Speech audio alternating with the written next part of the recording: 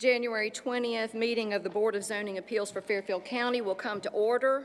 The first item of business is to approve the agenda. May I have a motion to approve tonight's agenda? I make a motion to approve the agenda. Second. Okay, all in favor? Aye. Opposed? The agenda is approved. We need an approval, motion for approval of the minutes of the November 17th meeting. A second? I'll second it. Okay, all in favor? The minutes have been approved. Is that something I need to have? For the speakers. Thank you. All right, the first item on the agenda for this evening is an appeal.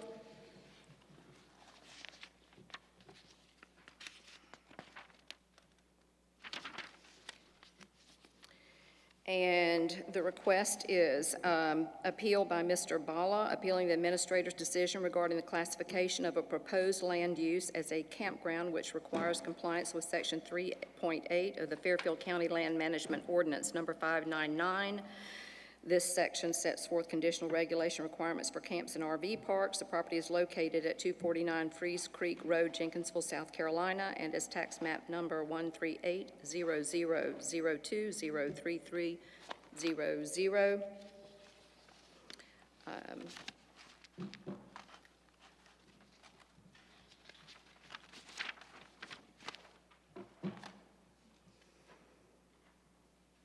The property is located and owned by AB Freeze LLC. And would you like to make the staff presentation? All right, so as you all see in your binders, I'll kind of go through some of the scope and everything like that, and then specifically mention some of the staff analysis, and I'll go into the recommendation. So when taking a look at the land management ordinance, the use limitations in the R1 zoning district, the purpose of the district is to protect areas in which the principal use is for single-family dwellings and supporting uses.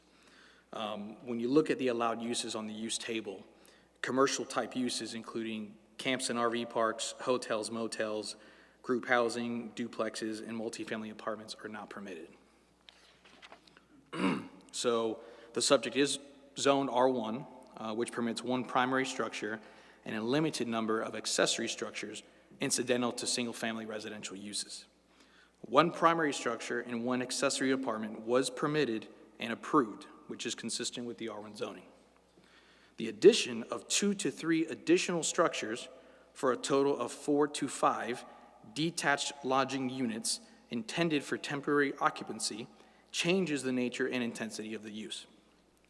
The additional structures are not accessories to single-family residential uses, but introduce multiple detached lodging units on a single lot, which exceeds what is customarily considered accessory residential development.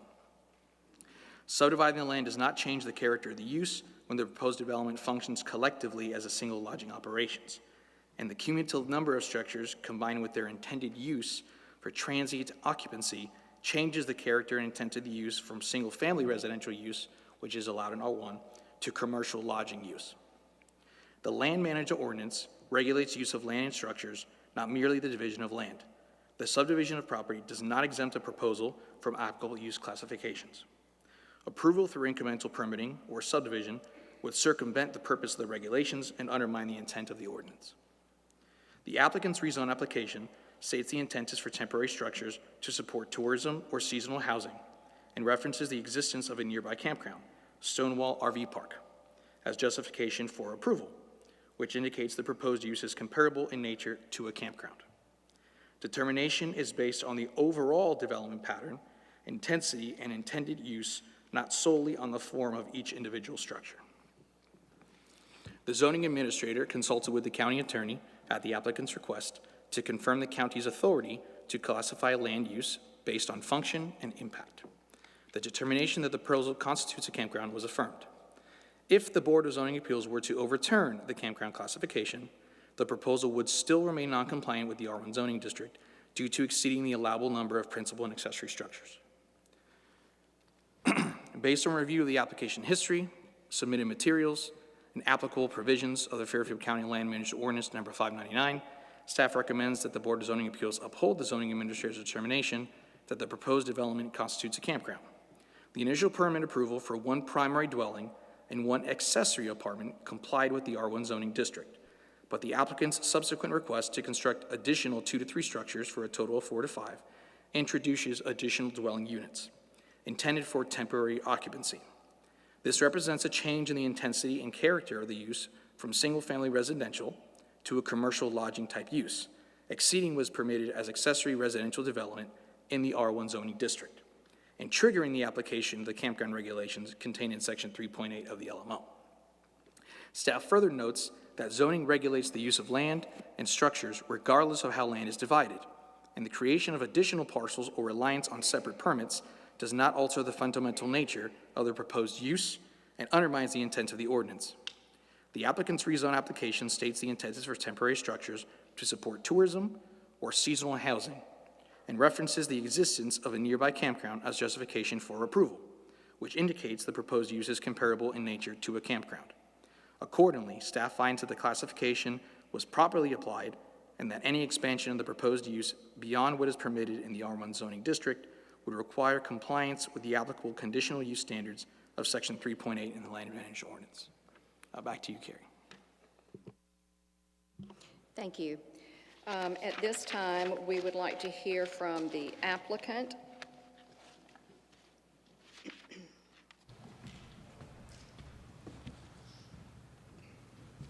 You all hear me? Good evening, Chair, Vice Chair, members of the council. Thank you first for the opportunity just to sorry. Can you hear me now?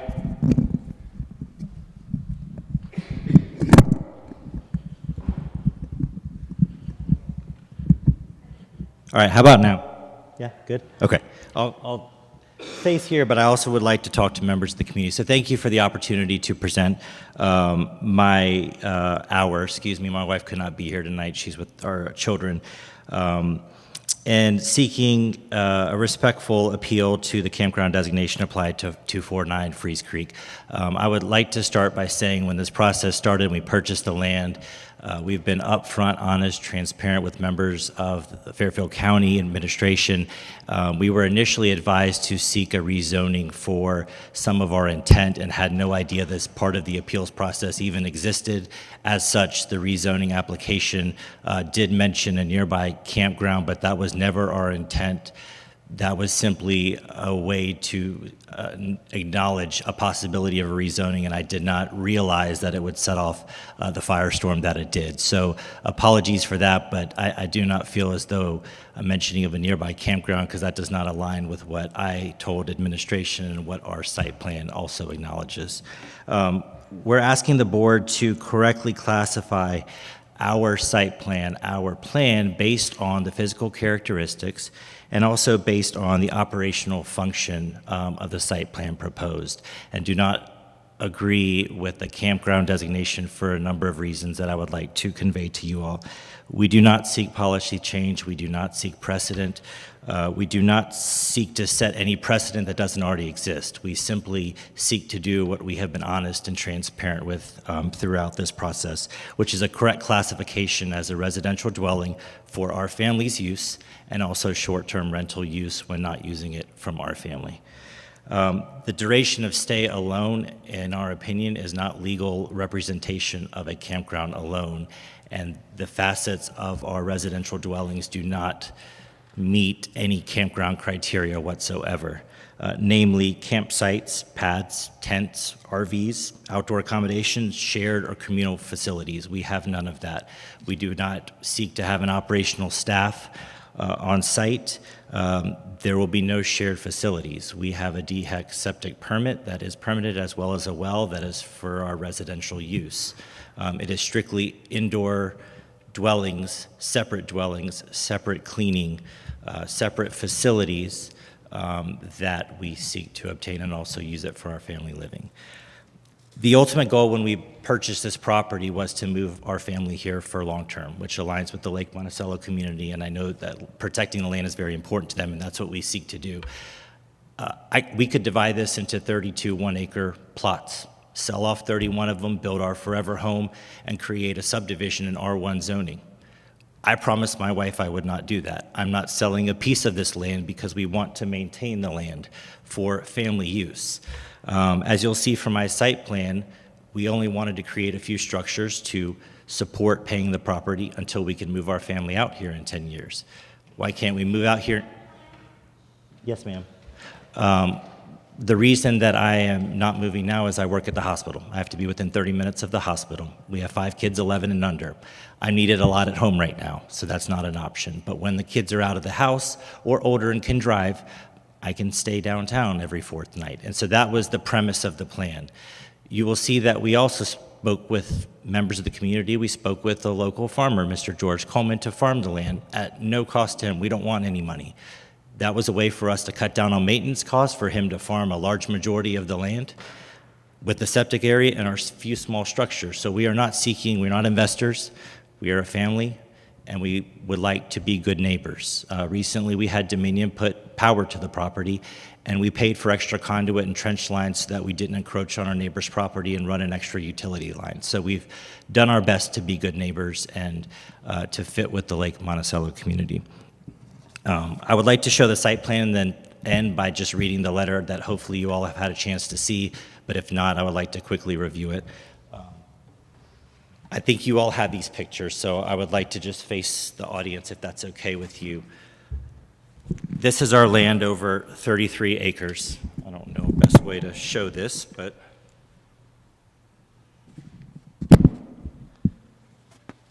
so these are the pictures that the board, I believe, has in front of them. And the first picture, you will see a couple of small cleared pads for these rental structures. Again, we're only permitted 2. And right here, you see a couple of, you will see a couple of dots right here just above these little areas right here.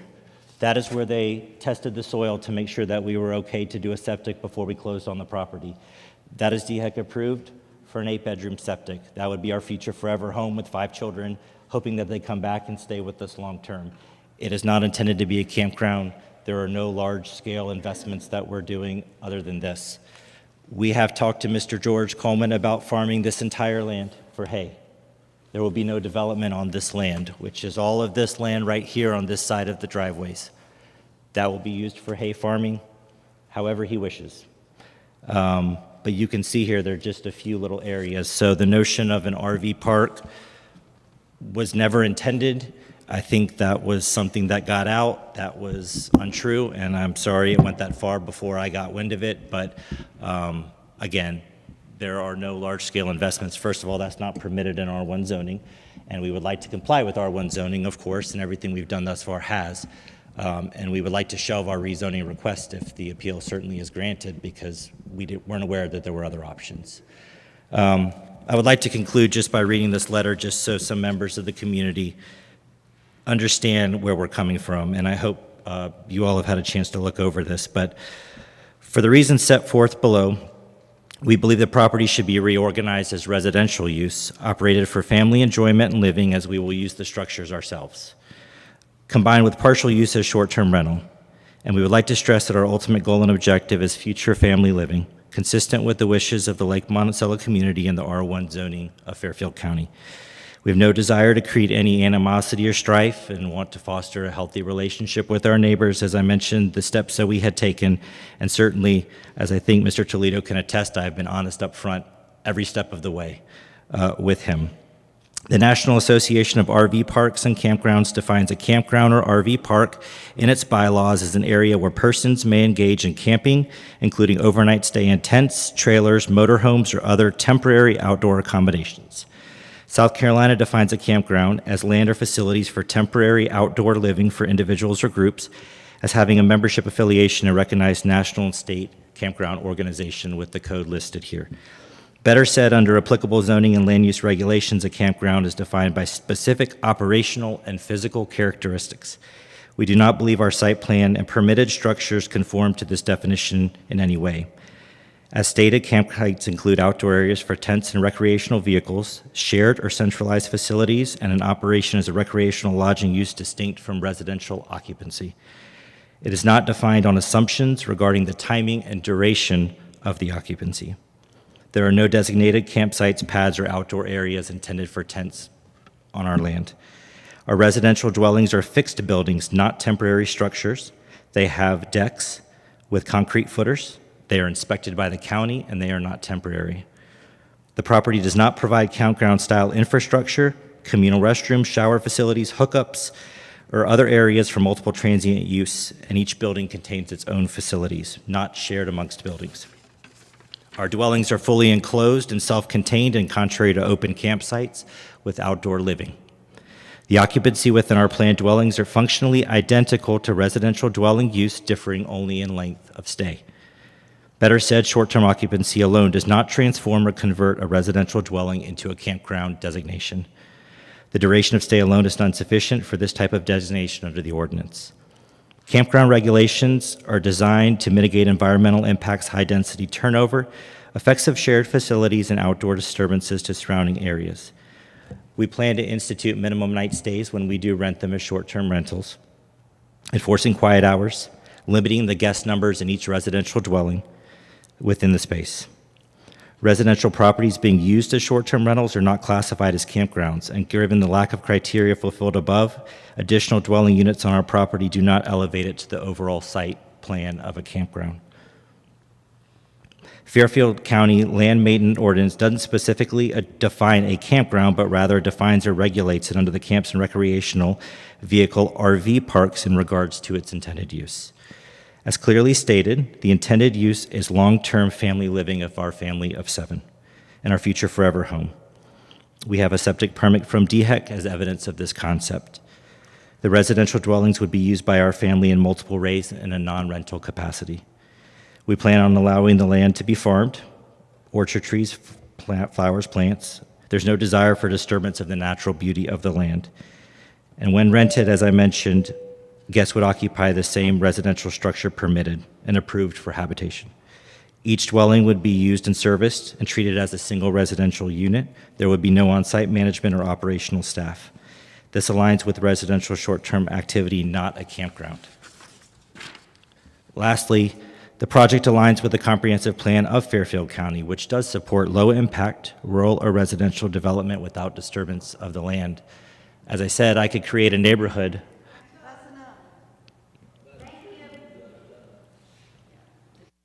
Is up. Thank you very much.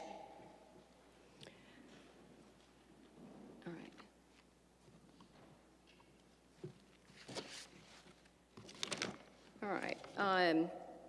This is the time for the public hearing portion, and we have several who have signed up to speak. I will call you in the order in which you signed up. Please give us your name. Limit your comments to 3 minutes. First up is John A. Jones. Carrie, I'll also chime in that well, we are open in public hearing right now. There are additional comments that were emailed into me that I submitted is in y'all's packets that I will not read because of the quantity. Okay, but you do have those as well. Those are in the supporting documents. Those should be the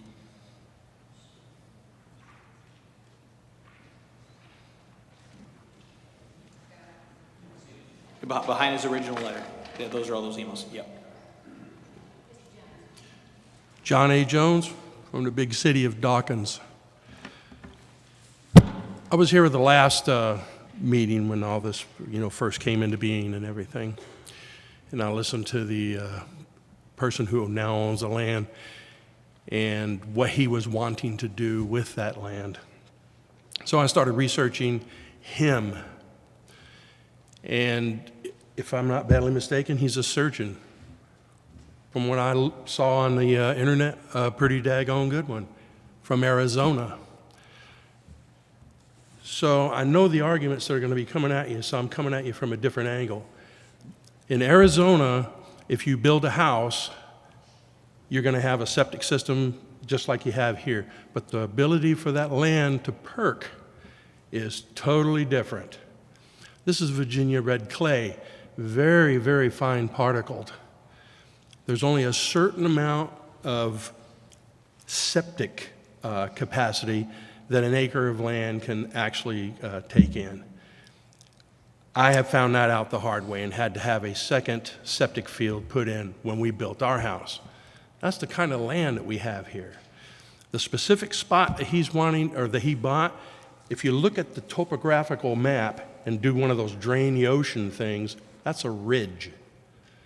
So if you're going to be putting stuff over to the edges of that ridge, your septic system, it better be phenomenal. Elsewise, it's going to be draining right into the lake.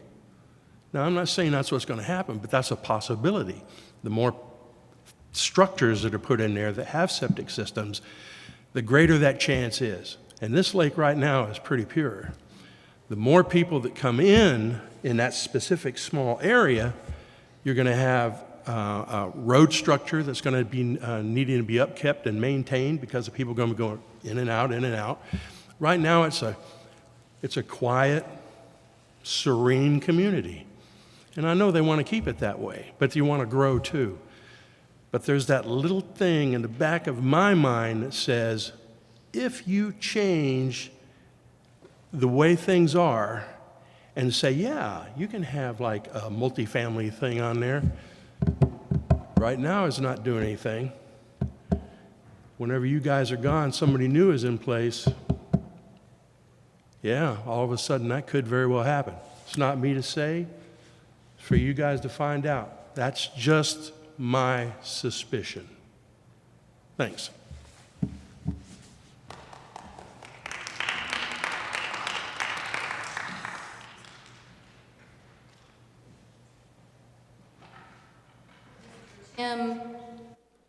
I'm not sure about the last name.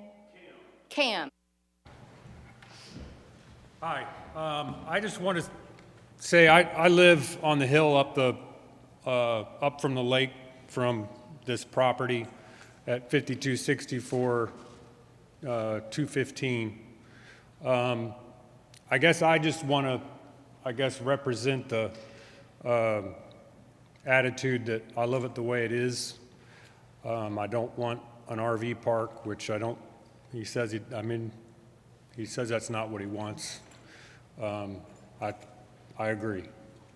So let's just keep it a family lake and hope that we can figure out all of the, septic issues and all that stuff,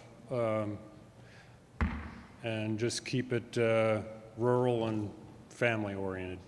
That's all I have.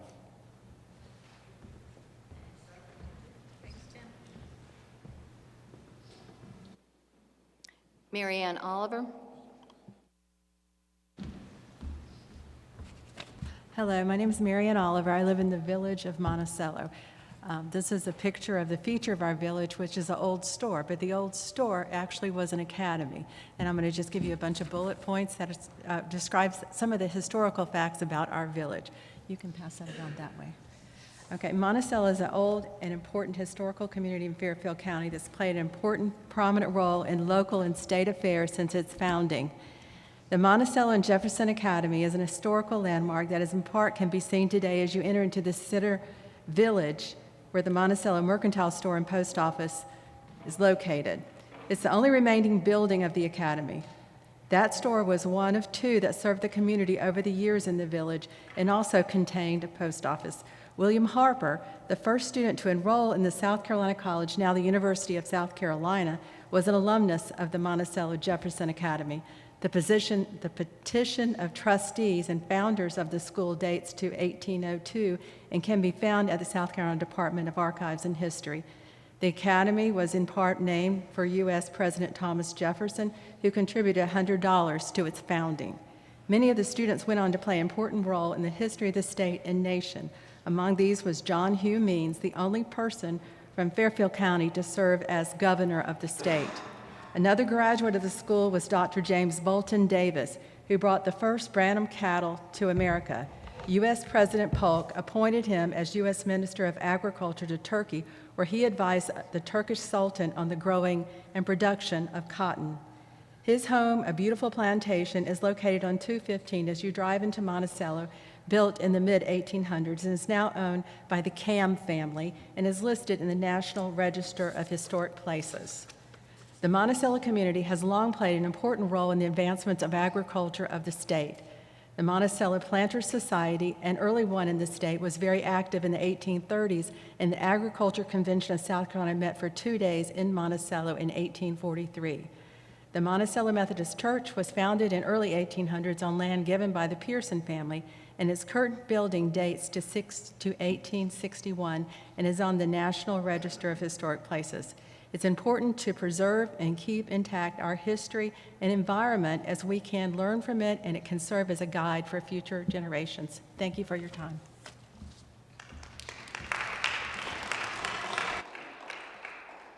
Dr. Cynthia Levy.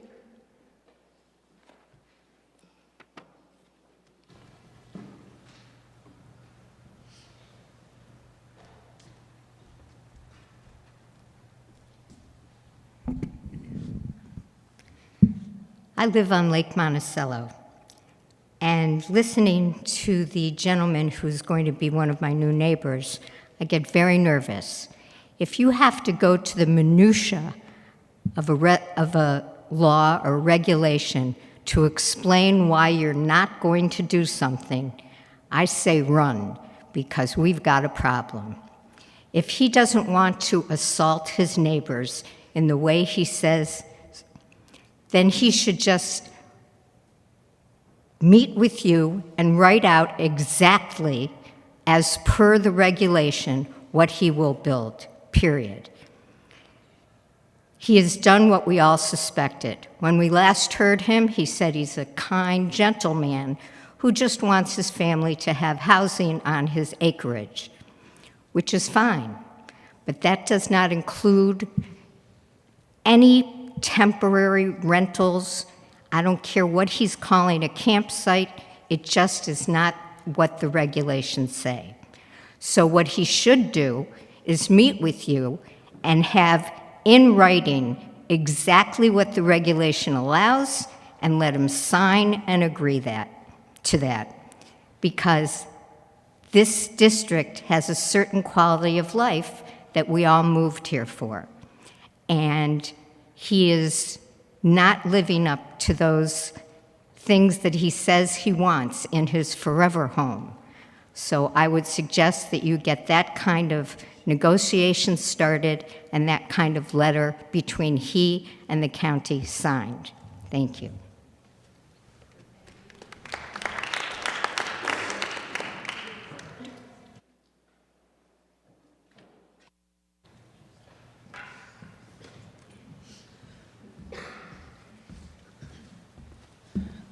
Hi, my name is Drew Bird. My family's property is directly adjacent to the property in question, on the northwest border, all the way from Freeze Creek Road down to the lake.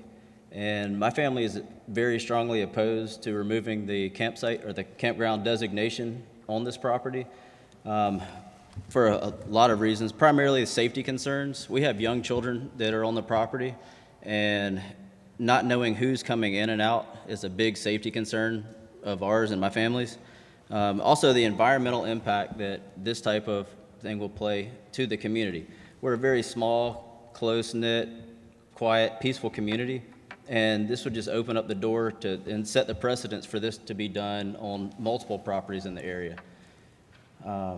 This is not a commercial area, and allowing this would be very detrimental to the community.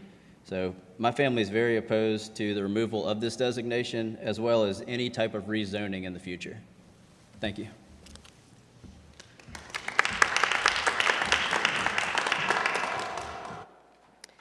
David Habbick.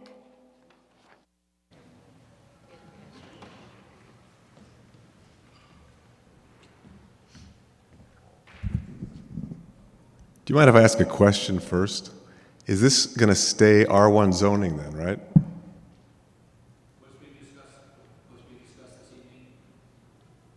What's being discussed this evening does not have any reference to the rezone. This is particularly an appeal of the classification of it being a campground. If the Board of Zoning Appeals approves the appeal, that means the proposed project will not be classified as a campground. So this is, whichever the outcome is this evening does not necessarily determine if it's going to be rezoned or not. Okay, in that case, I'll just give some perspective on this from our perspective. So we bought our property on Lake Monticello probably 22 years ago, and we have gotten to know our neighbors really well. We are blessed with wonderful neighbors, and we would welcome new neighbors. It'd be great to have new neighbors. This is a residential community where people are friends, and it's a kind of a casual thing. I mean, you all know this, whether you're in Dawkins or in Monticello or in Jenkinsville, and it's a wonderful place to live. The issue that we have is that it is non-commercial, and so if we have R1 zoning ourselves, and so I think any attempt to change that would not be a good thing. Just my editorial opinion. But we would welcome new neighbors, residential neighbors, and then anything else that would comply with R1 zoning would be would probably be okay. But the issue is we don't want to see the tenor and the feel and the beauty of this community disrupted by over commercializing it or having as one of the previous speakers said, maybe a turn back to the unknown or unsavory characters or that sort of thing. But we would certainly welcome new neighbors, and would like to welcome you to the community, and just would like to see it maintain its beautiful ambiance, if I can say it that way, because we have so many wonderful neighbors, and we have been blessed to be here and really enjoy it, and would like to have it continue to be enjoyable and maintained in its beauty. So thank you all for what you do, Zoning Board, and let's hope that this turns out well. Thanks so much.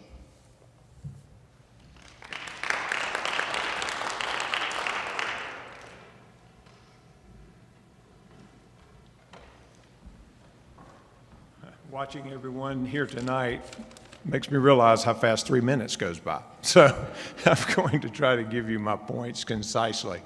I'm Alex Westbrook. I grew up in Monticello. My mother, Martha, is here tonight. My sister, other extended family from generations of people within Monticello. I'm here really in opposition of the appeal request. And I, as well, do not want to see zoning changed on this piece of property from R1 to RD1, but I know that's not a discussion point tonight. But Monticello has been a very long-standing, rural, and stable community. It really has. Significant change has been rare. The last time we had a change of impactful nature was the building of the V.C. Sumner nuclear station.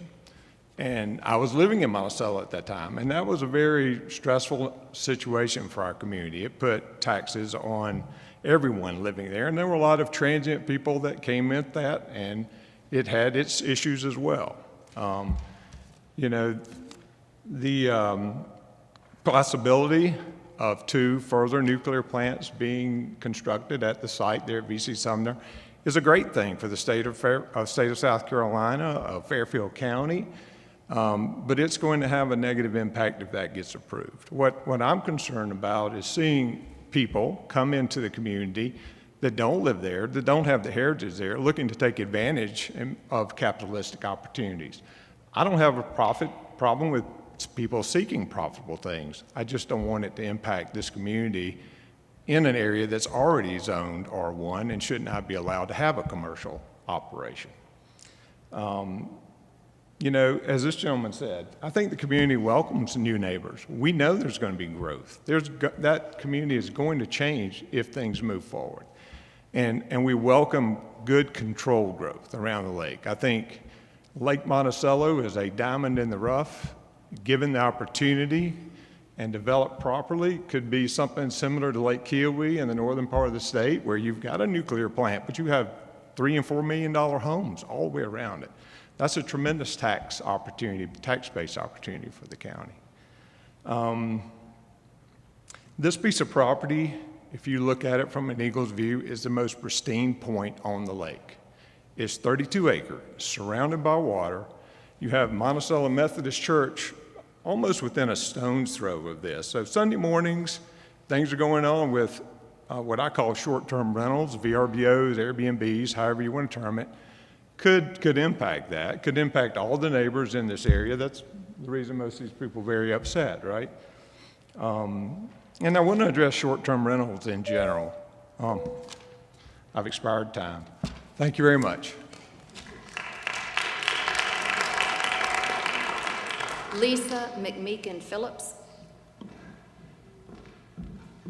Hello, everybody. I'm Lisa McMeekin Phillips, and I'm here representing the McMeekins. And most of y'all know we are pretty much been a mainstay in Monticello forever. I grew up there also, and I have family here. My mama still lives there. She'll be 89 in February, so it is concerning. We all know that things are going to change. We know there's going to be growth, and we want it to be controlled.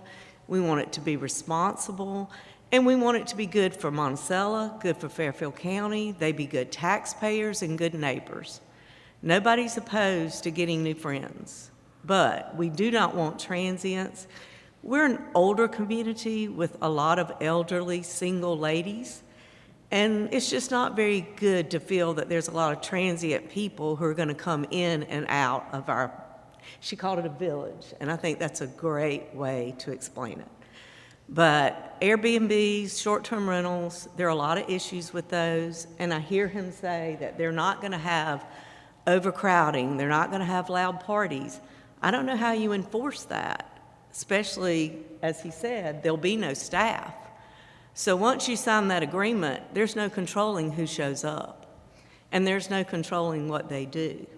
So I understand the point, and I've stayed in plenty of Airbnbs all over the cities, not much, never in a rural area. But I do know that what I tell them, nobody checks on me after I get there. So I don't know how you enforce the concept of nice people with good families and small children and everybody enjoying themselves. I don't know how you enforce that. And it concerns me for my mama and my aunt who live alone, and you know, they're good victims. There are a lot of older ladies who would be really easy for transient people to take advantage of. The road is pretty much a tar and gravel road. The county's going to spend money. If we allow growth that is not controlled, there's going to be taxpayer dollars that are going to be spent to keep this up. It is what it is. But the nuclear plant changed our lives. I know it's a great tax base for Fairfield County, but I can tell you the first thing that happened to us children were we were no longer allowed to be on the road. We had to cut gates and fences because we couldn't walk.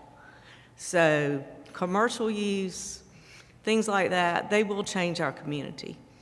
And maybe it's selfish to say we want it to stay the same, but we don't mind neighbors.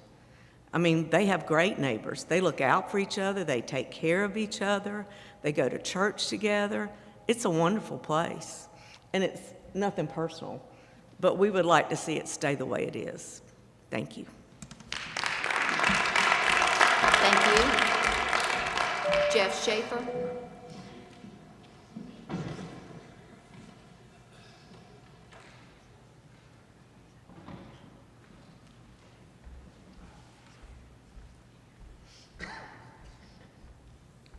Good evening, Council.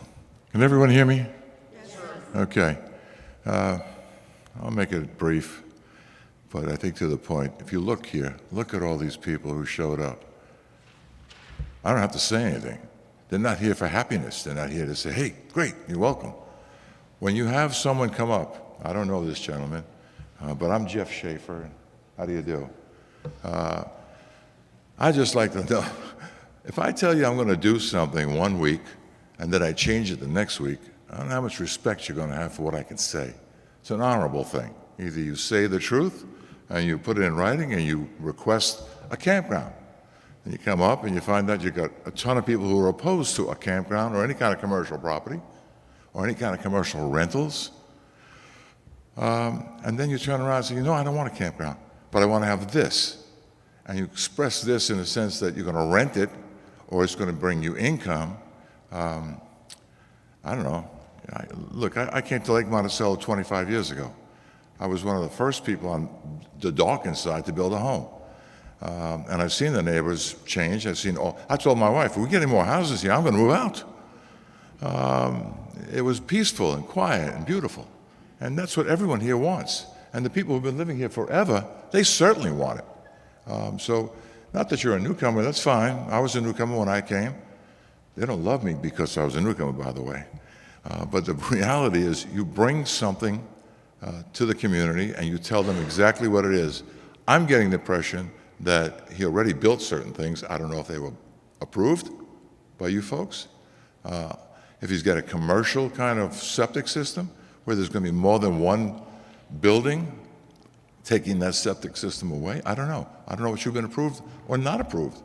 I don't know why it's been approved or not approved, and I think that should come out in the meeting as well.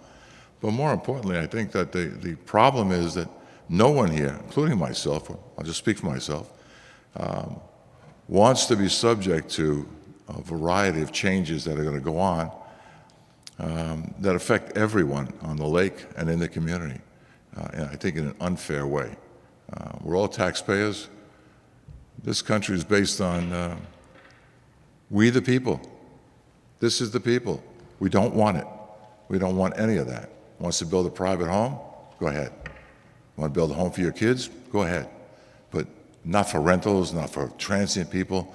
We don't want any of that. I have some time left. I just want to say thank you very much. Thank you. Pete Oliver.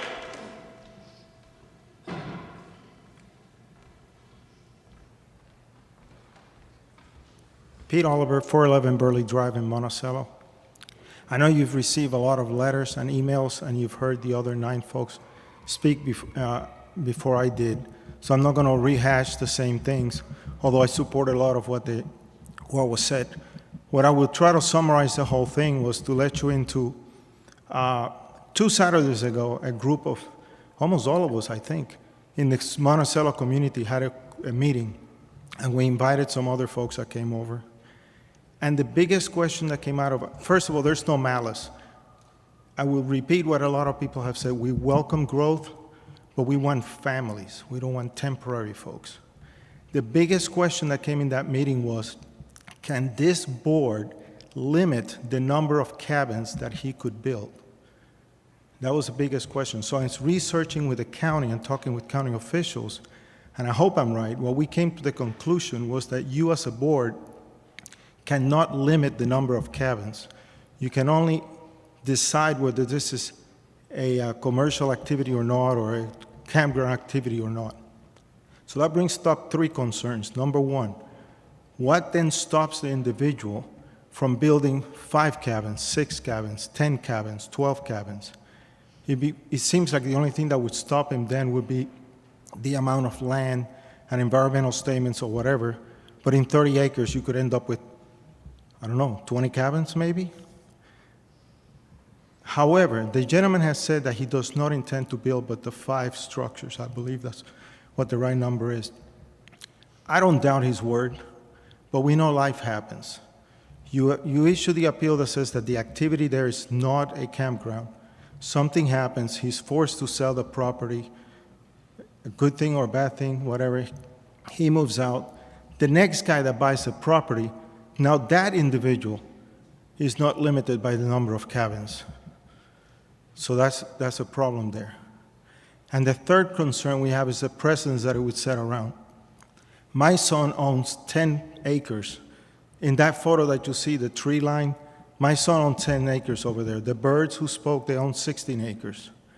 What would happen then if they go, but gee, I'd like to have a couple cabins. And maybe their cabins won't be as nice and so on. And later on, we'll end up with multiple people building cabins. The irony of the whole thing is that what we're fighting to preserve is exactly what brought the gentleman to Monticello. He wants to build a forever home in a nice, quiet point Not a point that perhaps 10 years from now, his neighbors are 20 rental cabins. So we are actually trying to preserve, so when he gets here in 10 years with his family, he finds what he has today, a nice, quiet community, not 25 cabins as his neighbors. Thank you.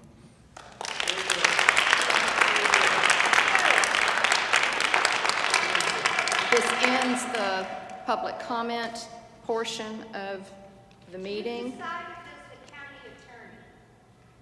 I beg your pardon? Do you decide on whether he has the right to build multiple dwellings, or is that up to the county attorney? The question before the Board of Zoning Appeals tonight, the appeal is being made against the administrator's decision that this would qualify as a campground. And the question is whether this board agrees with that designation or not. That's correct, yeah. So if the Board of Zoning Appeals has the authority to go ahead and approve the appeal or deny the appeal, not the county attorney. Great. Well, you were very eloquent and you explained the restriction, and I hope you stick to it. Yeah, so the input that I read was that the county attorney took a look at it at the applicant's request, and I mentioned that information. But the actual approval or denial of the appeal is left up to the Board of Zoning Appeals. In the event that the Board of Zoning Appeals denies the appeal, and essentially you want to appeal the appeal, your option would be to go to the circuit court and then file an appeal there. But as of right now, it's the authority of the Board of Zoning Appeals. Okay, yes, at this time, I'd like to hear from the board. Push them on the right. It's not lighting up.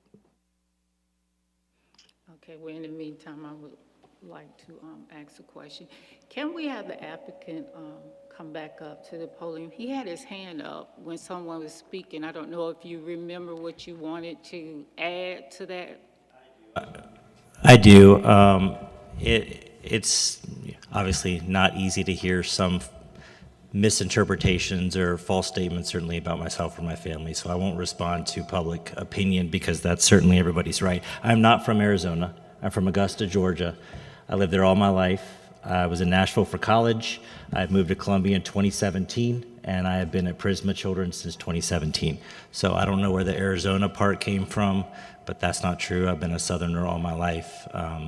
And we did have the soil tested only for what we were approved of, nothing more, and it was approved by DHEC as able to handle what DHEC approved and nothing more. So we haven't just kind of gone off the deep end and wanted to expand and expand. That's all I can say about that portion. May I ask you a question, Yes, please, ma'am. while you're up here? You went to great lengths to explain why your proposed situation would not qualify as a campground. What would you qualify it as? Airbnb has been mentioned, short-term rental. What does that mean? Sure. I would start by saying when we purchased the land and I spoke to Mr. Toledo about what our desire was to be able to make, monthly mortgage payments to get to the point where we could build our forever home, I was advised to seek rezoning. Now, that wasn't suggested that I would be approved. I was just advised that was the route I needed to go. I didn't understand why. I didn't understand that it was a campground designation, so I went that route not knowing what I know now. When I spoke later, that's how they sent me to you. So, but what was the original purpose? And if you went to them, you want to build your forever home. Sure. Why would you need to rezone to build your home? Because I was told I was not allowed. Somebody else had mentioned, this was another thing I was going to say. Somebody else had mentioned I applied for a campground. I never, ever applied for a campground. I don't know where that information came from. There is not a single thing on public record that I applied for a campground. I never have. Okay. Mr. Toledo can say that it was always 4 to 5. Okay. so what I'd like to know is what, in your mind, Sure. you would Sure. designate what you're... So I would designate it as residential dwellings used by us, but also with short-term rental use, not meeting the definition of a campground because of the criteria listed as a campground, i.e.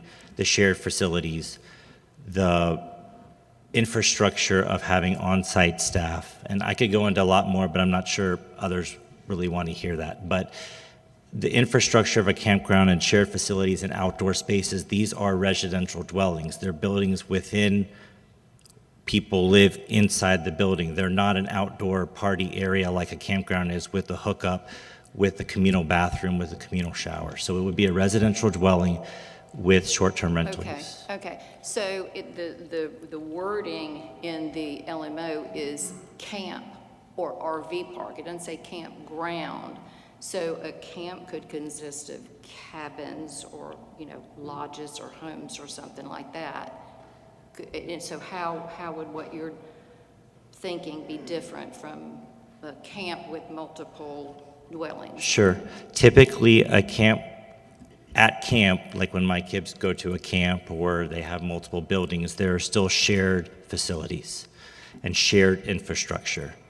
Whereas these residential dwellings are in and of itself a contained structure with their own facilities, with their own showers and bathrooms, essentially. Bathrooms are within the residential dwelling. So the septic would be shared. Again, why don't you separate the property and build one house on 1 acre, another house on another acre? Sure, no, that is what I'm trying to do. Okay, all right. Can I clarify one thing? So that is what I'm trying to do, but I was told, sir, the only way that I am able to subdivide is by going through this appeal. They wouldn't let me do it otherwise. All right, not right now. Excuse me, No, the sorry. public has had the opportunity to provide public comment. Please allow the applicant to speak. The public has had their opportunity. We appreciate that. We gave 30 minutes for public comment at this point, and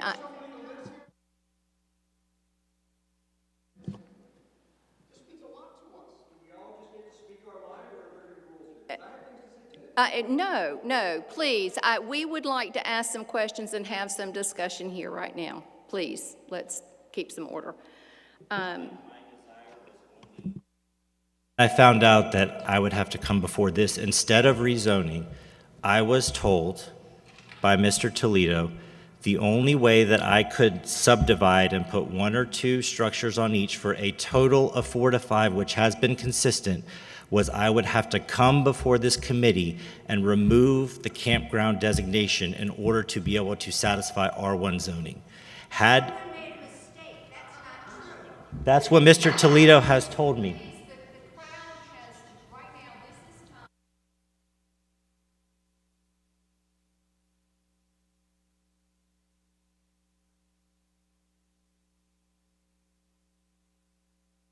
Essentially, what was implied, as if I had, and I would have never done this, because regardless of what people believe about me, I'm true to my word, and I'm honest, and I've never been anything otherwise.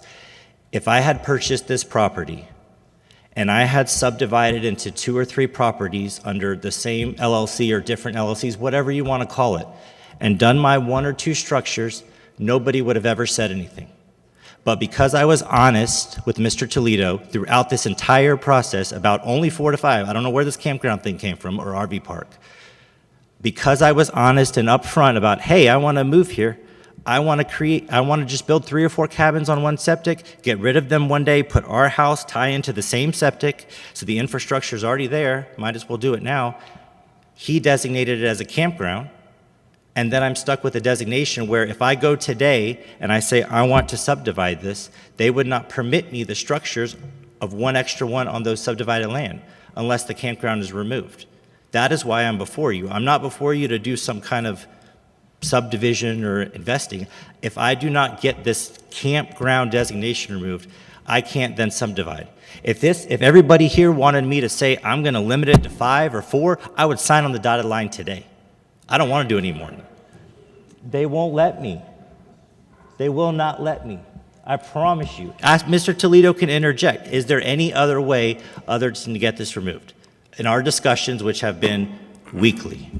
That's correct. So the Board of Zoning Appeals is interpreting if the proposed project should be interpreted as a campground or not, which means that even if they uphold the appeal, he cannot subdivide and propose additional structures if the intended use is the same and remains the same. The campground, the Board of Zoning Appeals does not have the authority to say, well, we think it's okay up to 5. They don't have that authority. Their authority is to review the intended use, the impact, based on the application of the applicant, to determine if it should have to meet the regulations of a campground. Did I ask you if there's any way, shape, form possible, sign on the dotted line, get an attorney letter that I could stop at 5 and assure the community that's all I wanted to do?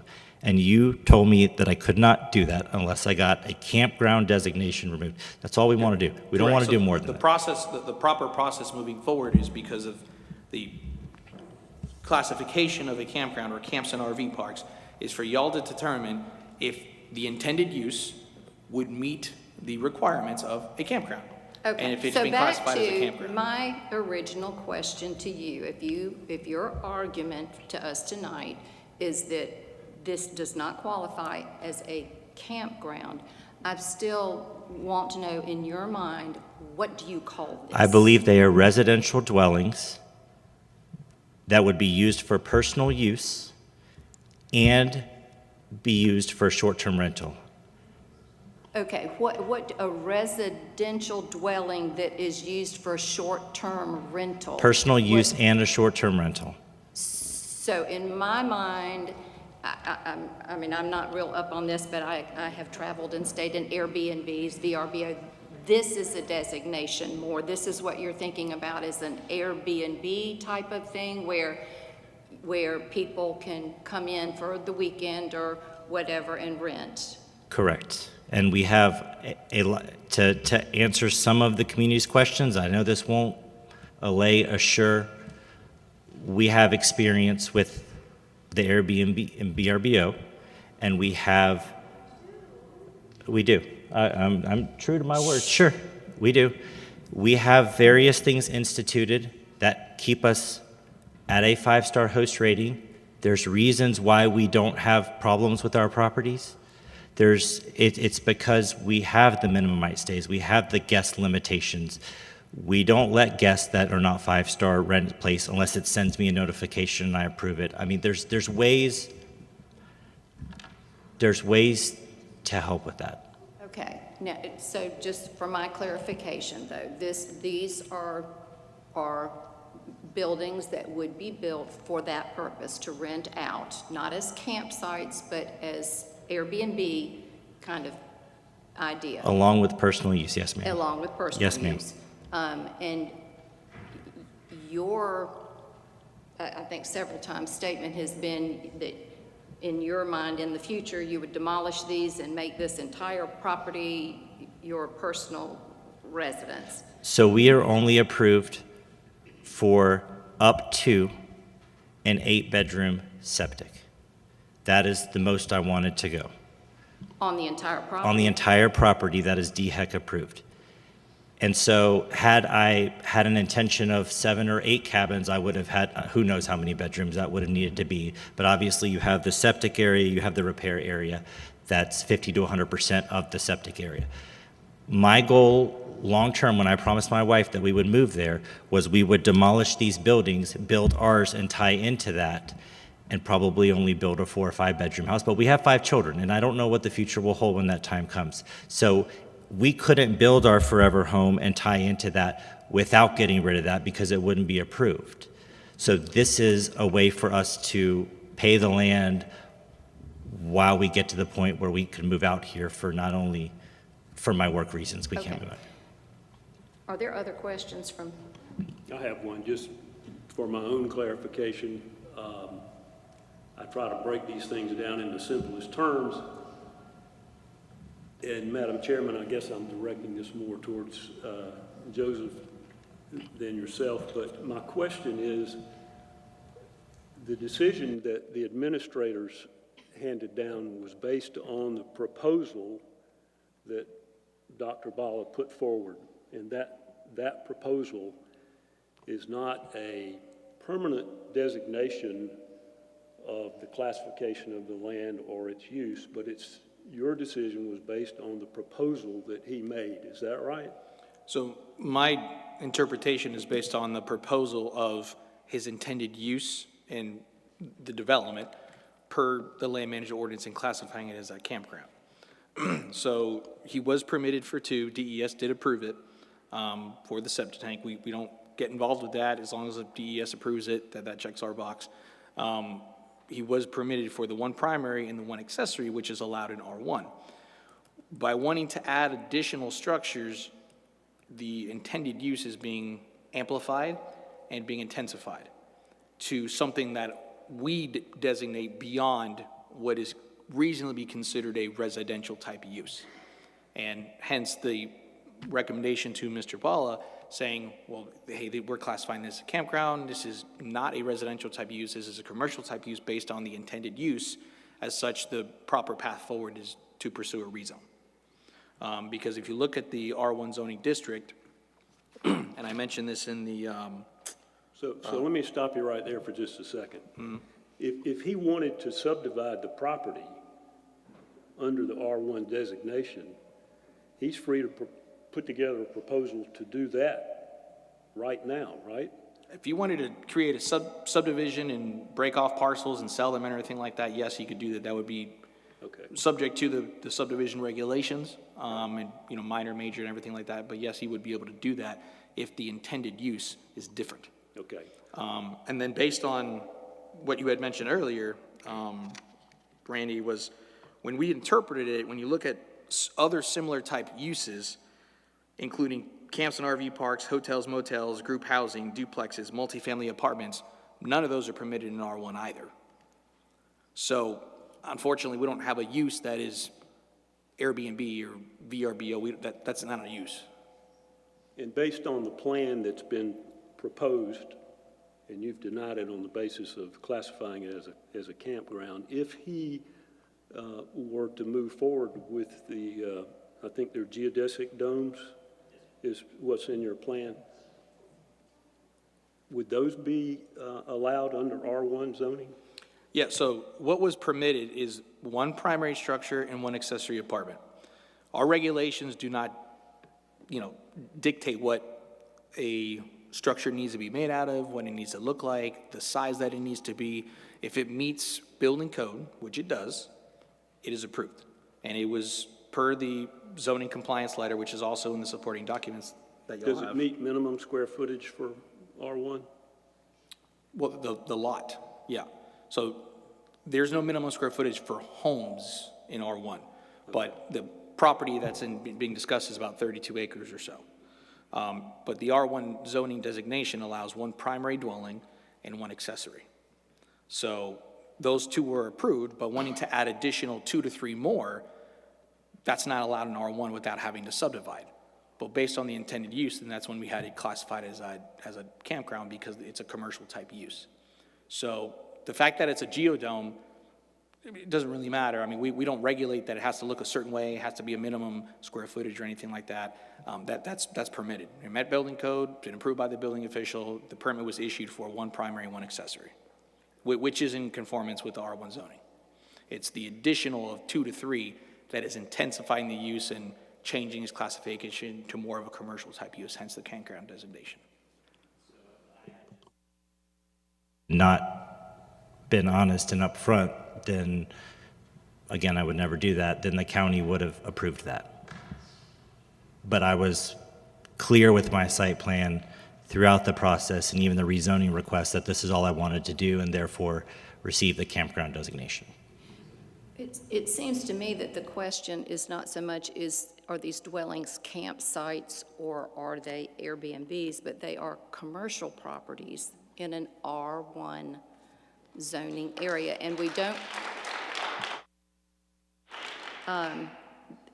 there is not an Airbnb designation in our land management ordinance, and the thing that it most closely would fall under would be a campground. And you know, so the question is whether the multiple commercial I mean, they can't all be primary residential dwellings. I mean, that's not a possibility. If the county provided a way to do 3 or 4 buildings, I would have said, let's go that route, no rezoning, no appeals. I was given no other option to do so. But dividing it into 31 or 32 parcels and selling off 31 or 32 of them and creating a subdivision is allowed in R1 zoning, which seems to me like it would create much more community disturbance, the disturbance of the land. It would completely change the property, and that's not our intent. We don't want to change the property. So I'm allowed to do that and create a subdivision, but I'm not allowed to have a couple of structures on my own property. Madam Chairman, isn't our focus very narrow? We're talking about a proposed development where all this discussion about what he could do in other venues is really irrelevant. We're looking at a proposed development, and that's all. Right, so what y'all are examining is if we interpreted the proposed project, the intended use and the intensification of the use correctly in classifying it as a campground. If you do not believe that, then you approve the appeal, which means that it is not to be classified as a campground, and then he would be able to move forward. He would have to, in that case, have no other choice but to subdivide, because the R1 zoning does not allow more than one primary and one accessory. So the only option, if y'all were to say we approve the appeal, his only option is to subdivide. If y'all say no, we deny the appeal, then his option would be he has to meet the campground regulations, he keeps it as is, or if he wanted to continue to do additional structures, then the proper avenue would be to pursue a rezoning through the Planning Commission in order to allow the ability for him to apply for the campground application to the Planning Commission. Right, so Mr. Cullen, yes, a very, very narrow, I mean, not even to what options he could have and all this kind of stuff, but just how do we interpret the designation of this proposal, this property? That's correct, yeah. So unfortunately, I mean, if Mr. Ball and the community had mentioned, well, you know, we'll allow 4 to 5, it's not within the authority of the BZA to agree to, well, we'll agree up to 5, but beyond that, you have to meet the regulations. That you can't do, and Mr. Cullen is correct. It is a very narrow scope that y'all are reviewing, simply where the application of the campground requirements and designation of it based on its intended use and purpose. Is it reasonable to be classified as a campground? If you don't believe it is, then you would approve the appeal. If you think it was fairly applied, that it should have to meet the campground regulations, then you would go ahead and you would approve. If you believe that the campground regulations were applied correctly, then you would deny the appeal. If you do not believe it was, then you would approve the appeal. Final in response to your earlier question, the only avenue, argument, point I can make in light of the restrictions that I'm being given on the ability to do this is to distinguish our plan from a legal definition of a campground. I understand the Airbnb, I understand the VRBO, and the restrictions that Fairfield County may or may not have on those particular idea. I get it. I get the angst, anxiety about all the things, but the only avenue that I have to explain to you is that if a campground is defined as this, and my property does not meet those criteria legally as a campground because of duration of stay only, then it can't be classified as a campground by definition, because that's all I have to argue for. I don't have another avenue to do this because they won't let me subdivide, and we don't believe this legally meets the definition of a campground. I understand the frustration about the intended use and those things, but it's not a campground by definition.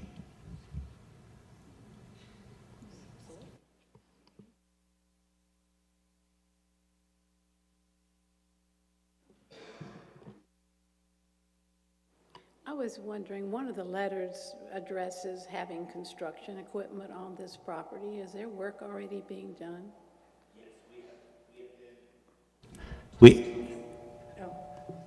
So we have been approved for 2 structures. That was gone through, so that's the only construction equipment that's being done. It's for that purpose only. I have a question. Joseph, if it is denied, then he wants to go have it, go to the commission to bring his RD1. Okay, can he change then his position, whether it's gonna be a campground or a fixed building? So if we deny it, saying that we support your findings, will he still have the opportunity to take it to the planning commission and have it, I'm trying to look for the right word, deemed as rezone as RD1? Yeah. And then he could decide, if they pass it as RD1, will he still be able to decide whether he want to do campground or do the fixed building? So if y'all deny the appeal, then that means that the campground regulations remain enforceable. What that means is, in order to propose the campground and do all the requirements and have to submit the documentation reflecting that you've met those requirements for a campground, in order to do that, he has to first go to the planning commission to seek rezoning, because campground designation is not allowed in R1. It would be allowed in RD1. So if he wanted to pursue that route and do more, to do additional 2 to 3 structures or do even more than that, then that route would be going to the planning commission to seek a rezone. And he did submit a rezone application, and that was originally tabled a couple months ago, based on the confusion of the classification of camps and RV parks and everything like that, yeah. But his option would be to keep the property as is with the primary and accessory structure that was approved, or if he wanted to do the additional 2 to 3, go to the planning commission, pursue the rezone in order to allow him to submit the application documents for a campground. I may be mistaken, but to answer your question, if the property is rezoned to RD1, I'm not saying it's going to or not, but this is what I'm trying to avoid, and why when I came to this, then I came to you, and I shelved the rezoning application because I realized the frustration and I understand the anxiety. If this property gets rezoned to RD1, and as Mr. Pete Oliver mentioned, life changes and we have to sell 15 years from now, that new owner can come in and do a campground and RV parks. And he or she is now zoned RD1. They can do whatever they want, different from what my wife and I want to do. So what I am trying to do is find an avenue just to do my few little things, keep the land, not rezone, and no future buyer of my property, even if my situation changes, they still cannot do campgrounds or manufactured homes or RV park. They still would not be allowed because it stays R1. And this was my only avenue to do that. And I didn't understand that at the time. I was advised to rezone. Had I done that, I would have never submitted a rezoning application because I have no desire to rezone or do an RV park. But even if you had not done that, you would not have been able to build 4 and 5 dwellings on a parcel that is R1 that could only have a primary dwelling and an accessory dwelling on it anyway. And I wouldn't have done that, which is why I went through the proper process. But what Mr. Toledo what it seems to imply is it seems to imply a scenario where you have somebody come in and subdivide and do whatever they want to do, and the county never says anything because they've now subdivided their property and created their 4 or 5 little dwelling structures, and nobody ever knows because no site plan was ever submitted, no intentions were ever submitted, no one ever says anything. So the gentleman and the wife who purchased a property for family living that came to the county seeking guidance, trying to do the right thing, trying to apply for every permit possible so we wouldn't do anything underneath the table, tried to have discussions with county officials about the proper way to do things, get punished in the end because they're designated as a campground. Do you not see a difference between subdividing and having 4 or 5 residences that are permanent residences as opposed to having multiple structures which are used for commercial purposes? I understand that distinguishment. What I would just say is that our ultimate goal, as I've said, is long-term living, to preserve the land, not to sell off any parcels, because that would be the easy thing to do, would be to sell off parcels and create more traffic and more disturbance of the land, which I also don't think is what the community wants. We are trying to keep the land for ourselves and for the purpose that they all enjoy now and that we would like to enjoy. And I told my wife that I would not sell off pieces of the land. That was sort of the compromise. And so I'm trying to stick to that. Does subdividing mean that you have to sell off? Say it one more time.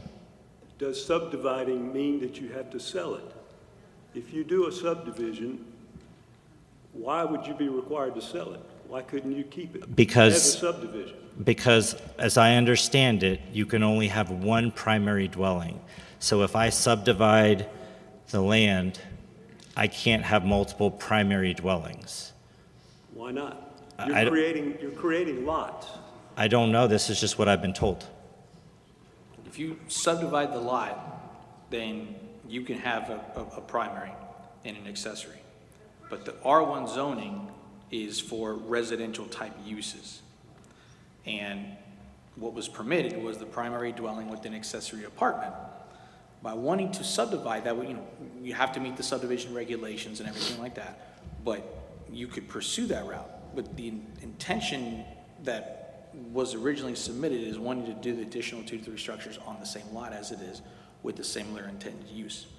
I understand that. You made the comment a few minutes ago that they won't let me subdivide.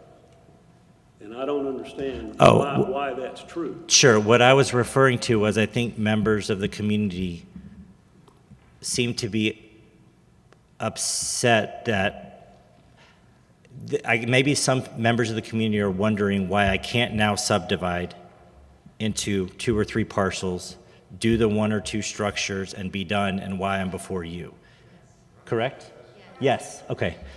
That is why they're frustrated. What I'm trying to convey to them is they are not allowing me to do that. It is true. Based on the intended use, we classified it of having to meet the regulations of a campground.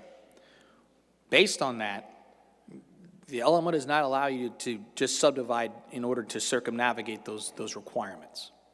So if the intended use remains the same, to put multiple commercial rental type structures that will be which we used had for short-term rental. which we had classified, well, like I said, short-term rental is not a use, but when you look at the intended use and you look at the impact, okay, we classified it as a campground because of, it's not a residential type use that we had classified it as.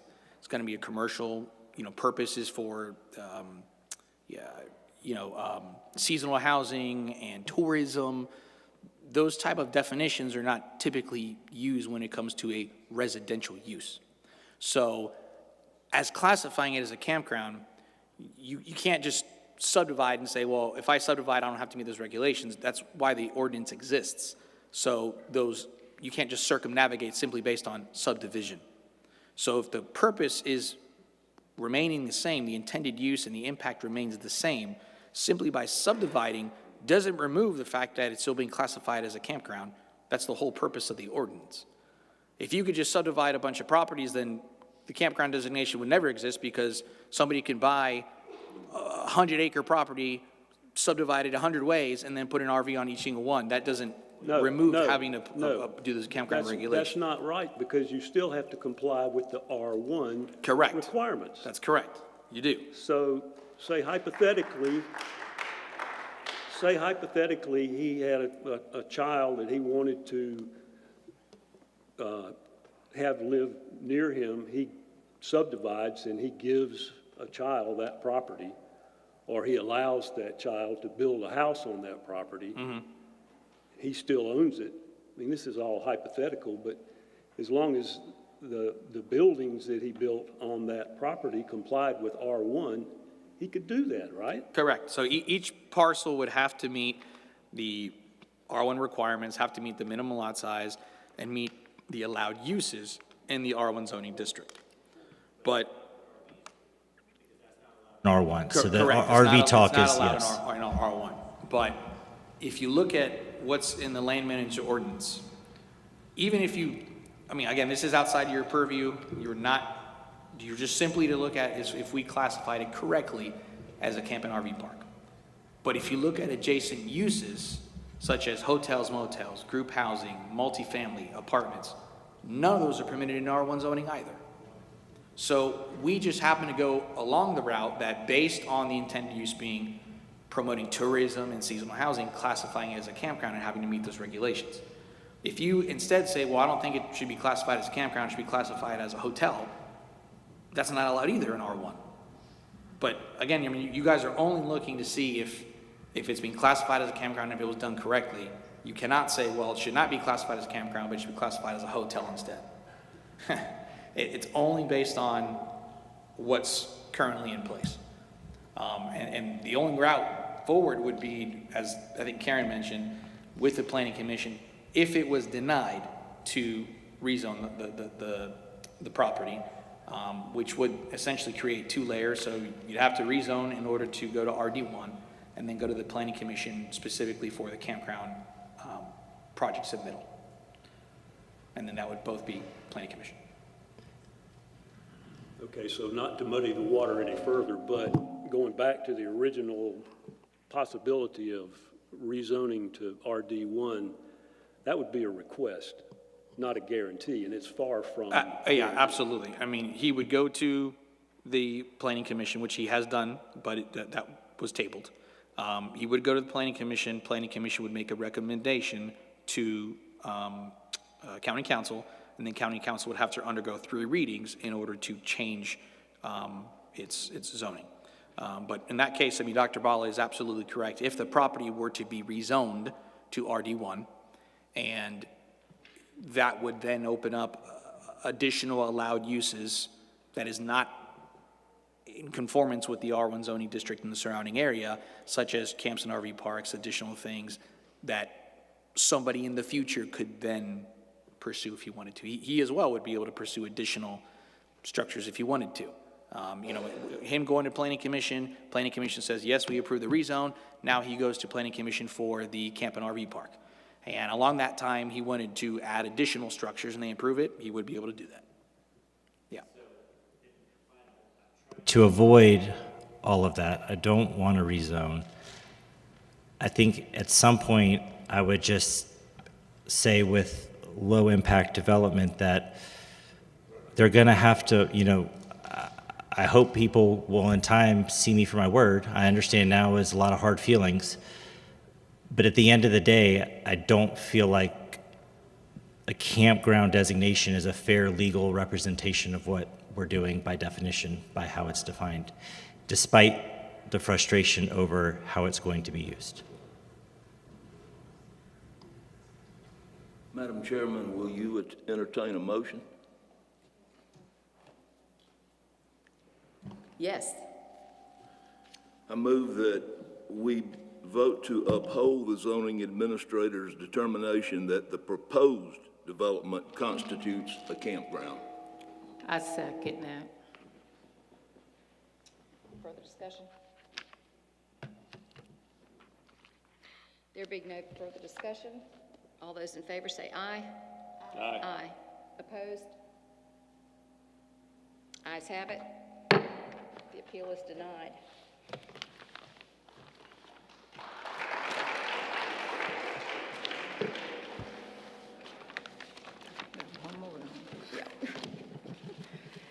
Okay, the second agenda item we have for this evening is a request for a variance.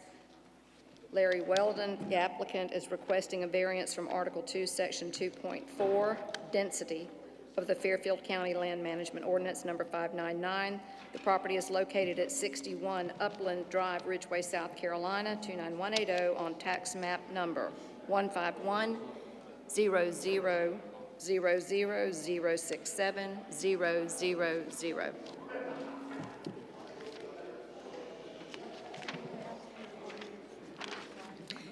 Yes, if you could please, carry your conversations outside. We do still have a meeting going on. Thank you very much.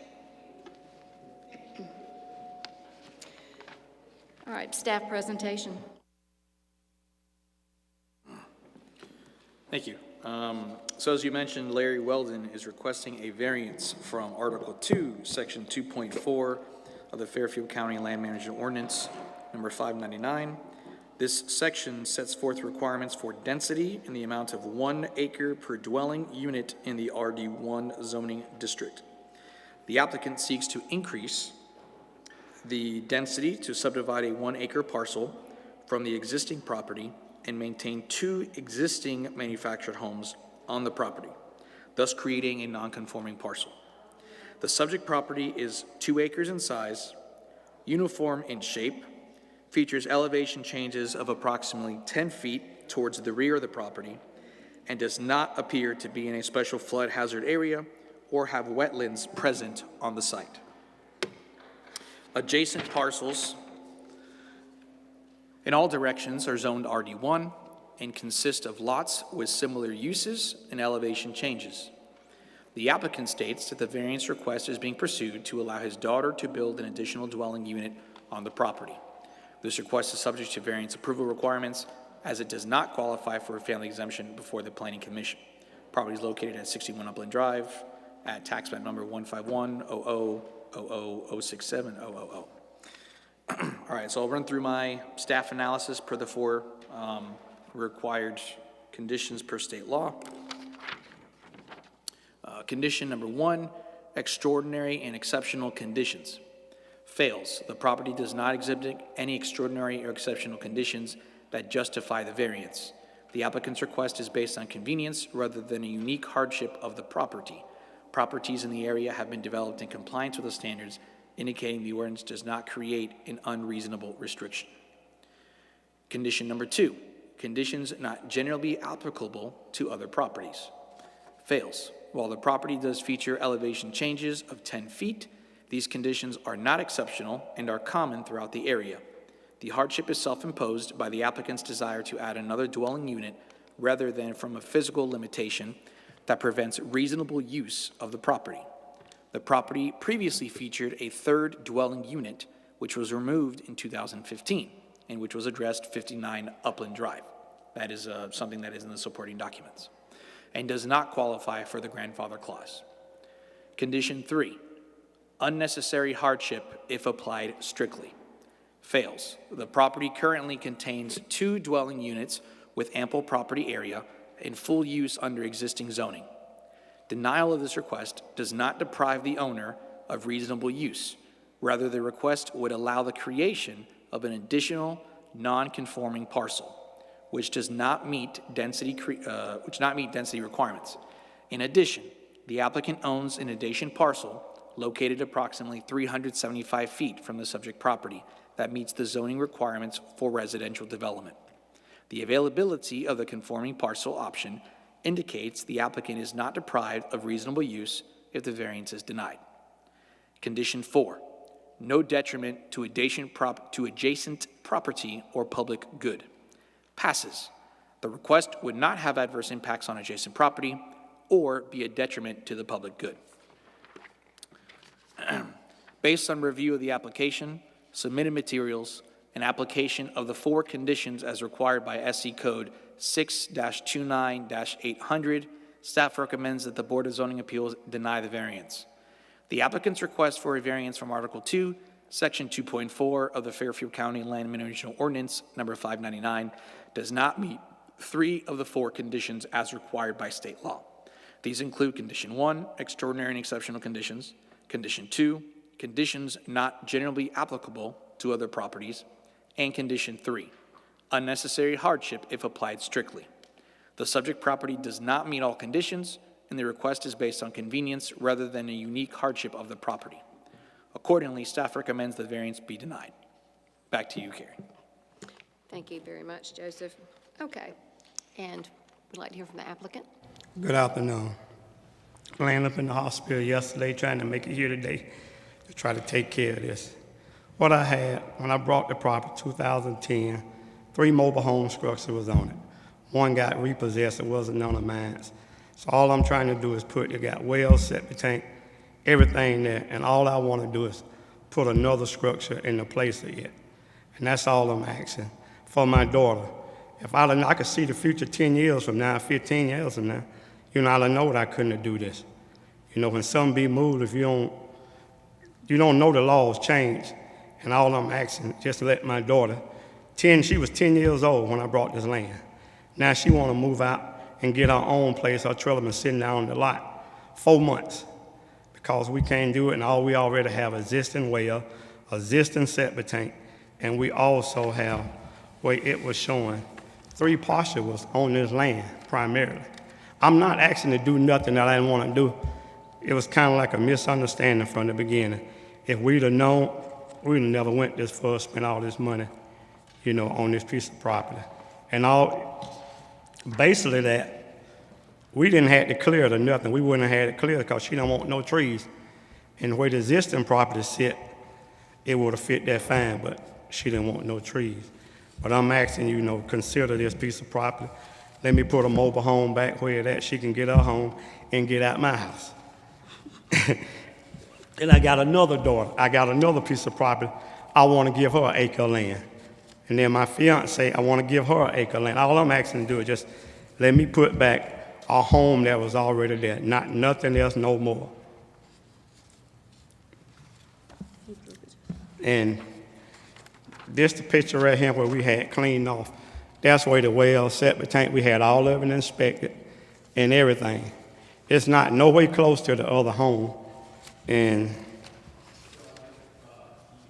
Round to the Yeah. BZA so they can see that as well. And here you go, take this too, babe. You got that one? Hold on.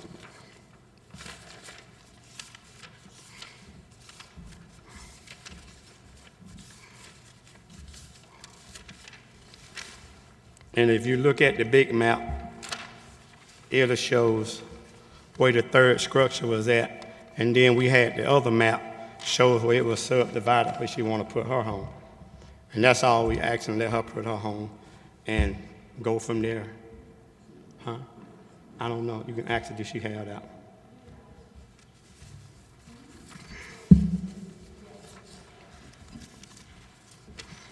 And in the neighborhood is most of the family, aunts, mother-in-laws, and they have like 2 homes, on a structure. And everything is in the proximity where we live in the last house. If we could have brought the land down in there, we'd have brought it. But you know how family members get sometimes. They don't want to sell you nothing. So you have to make the best of what you can make. So we try to divide it up to separate it where she can have some, her mother can have some, her other daughter can have something. Yeah, she can. Yeah, she can give her those. Yeah.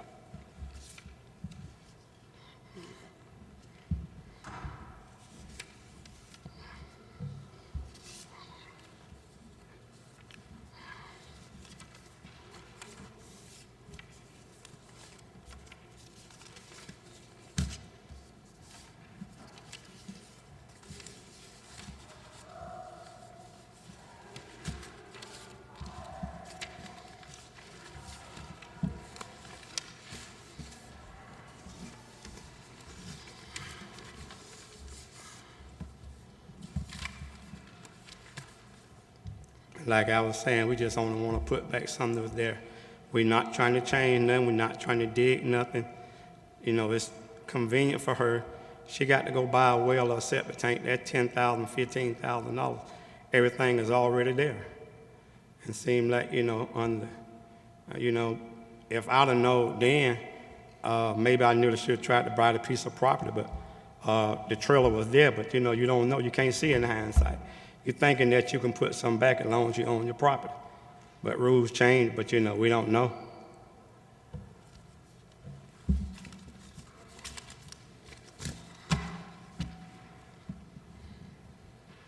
Okay. You finished? Yes, ma'am. Thank you. Okay. Discussion?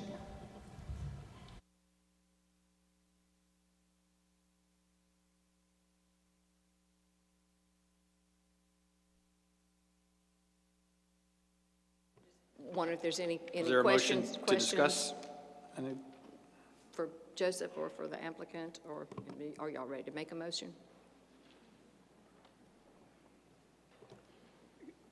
Could you just go over, we were talking about this before the meeting started, but just for everybody's benefit, could you talk about the time limitations for replacing the repossessed home? There was a time period where they might have been able to do that, right?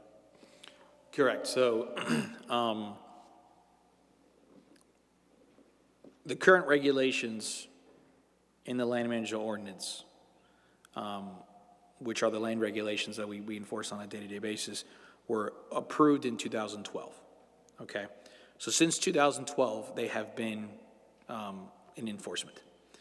Prior to that, it's possible the three structures could have been allowed on the 2-acre property. However, when it comes to the current regulations, which allows for 1 primary dwelling per acre. So with a property that is 2 acres, you can have 2 primary dwellings. We did look at the records from the tax assessor, which are in your supporting documents, and it does reflect that I guess the repossessed mobile home was removed in 2015, which is right here in the supporting documents. So essentially what that does is when you have a use that is specifically non-conforming with a density requirement that is specifically non-conforming with the regulations, when one of those structures is destroyed or removed, that triggers the grandfather clause period beginning. So at that point, you have a 1-year period to submit for permits to reestablish that same structure or use on the non-conforming parcel. Once that period ends, the grandfather clause is gone, and then the full regulations are enforced. So since it was removed in 2015, and the applicant is not seeking to put another home on it until now, that grandfather clause has expired. Does that answer your question, Randy? Yes. Okay. When you pay your taxes, the dwellings on a piece of property in Fairfield County are taxed differently. A structure that's built on foundations is taxed a certain way, but mobile homes are treated more like vehicles. Does that apply in this situation, or does it have no bearing? That's correct. So when it comes to manufactured homes, there are 2 ways in which it is classified. It's classified as personal property, classified as real property. So if it is attached to the foundation, it runs with the land, becomes a part of the land, and becomes classified as real property. If it is not attached to a foundation and remains mobile on a trailer or anything like that, then it is registered through the DMV and does come up in the tax records, but is taxed differently than if it was essentially real property. But the regulations that we have regulate the number of dwellings and the number of structures on the property, regardless if the mobile home is being classified as personal property or real property. So the requirement of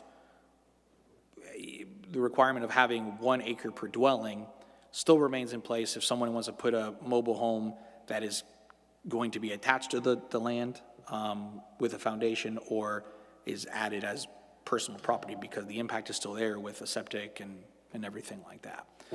So our regulations don't touch on that. It simply regulates manufactured homes, and that requirement is 1 acre per dwelling. So it makes no difference as to whether it's classified personal property or real property?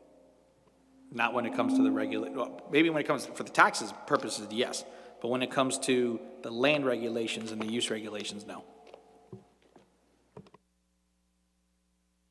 And from what I understood, a division of the property into 2 acres where the proposal is to put the third dwelling on the 1 acre is not the issue. It would be creating a 1 acre lot that now has 2 dwellings on You're it. talking That would about be the issue. this one, right? Is Okay, that so correct? the issue that is being created is not parcel B. Okay, parcel B, being 1 acre, meets the minimum lot size requirements for the RD1 zoning district.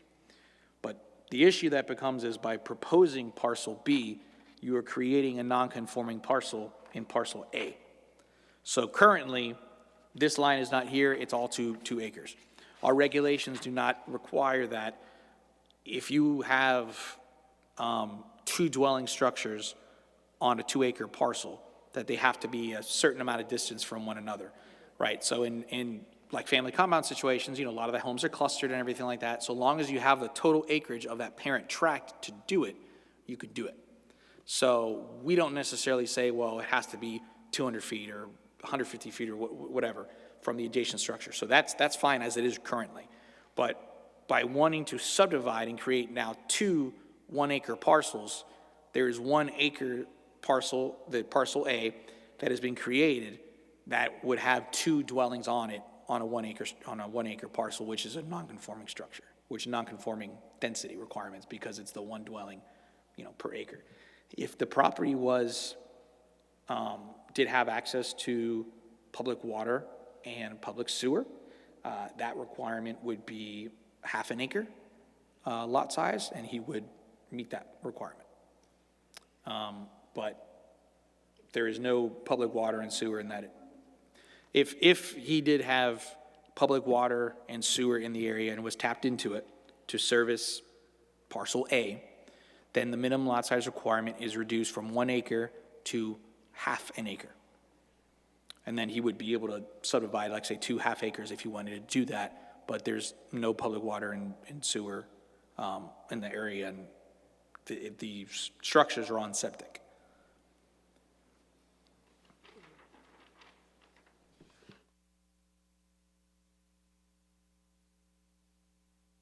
Any other questions? I have a question for Joe.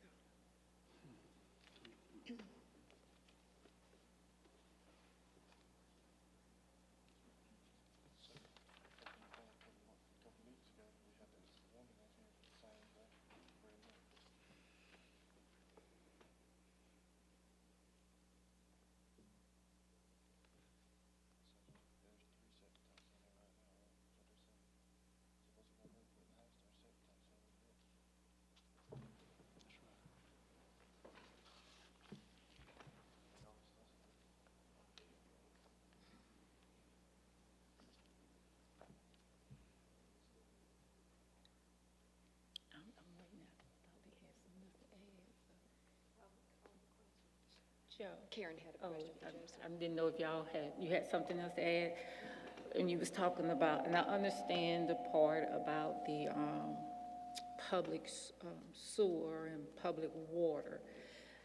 But since there's an existing septic system already there, right? So it's. There is, yeah. So,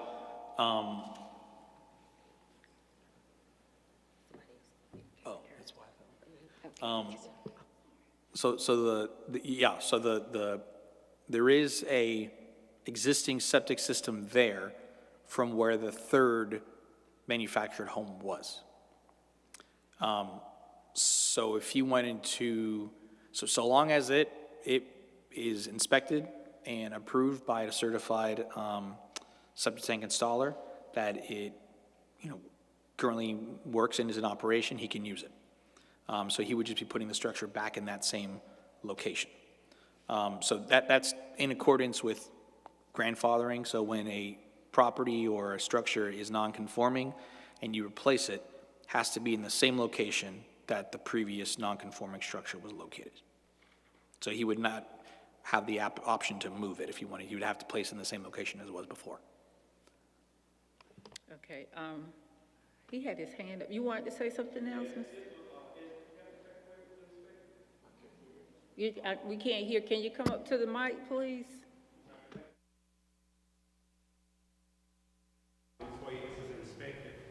septic tank also. Yes, ma'am. Yeah, a statement should be in the paperwork where we had it inspected, because that's what the trailer park, was telling us.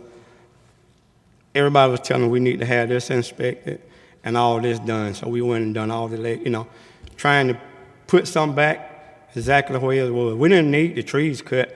We just cut them because she didn't want no trees in the yard. And it can go back in the same place.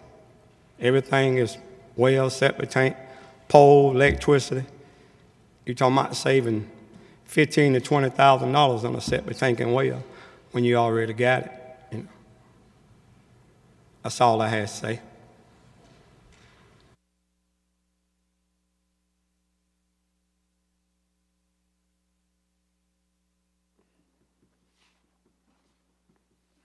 So this survey, and this might have been the survey that it was beforehand, but obviously, given the situation, we did go to tax assessor in order to get some information, and they're showing that the parcel A as it is right now is the 2 acres without the proposed line. And at one point, like he said, it did have the 3 mobile homes. And then that's one of which was the one that was removed in 2015. But it did have 3 mobile homes at one point.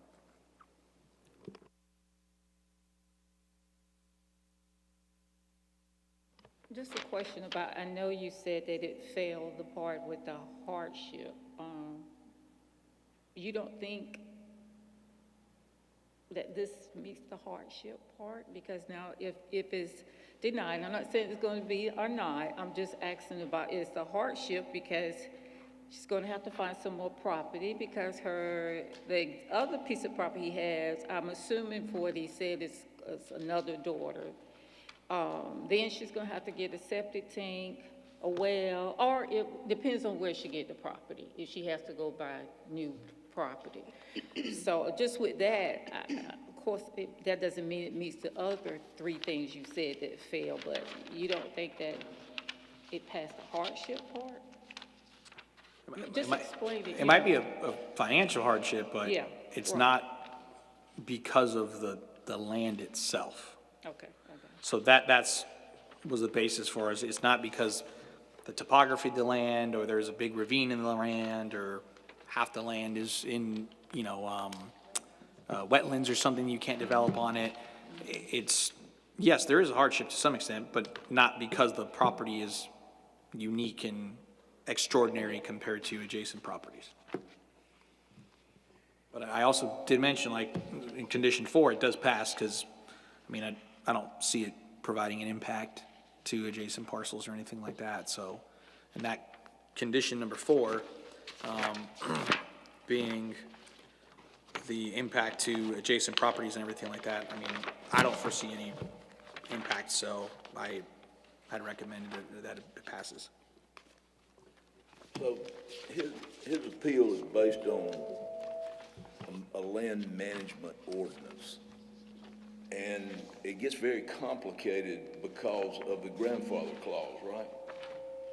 So is there an avenue for him to appeal how the grandfather clause is applied?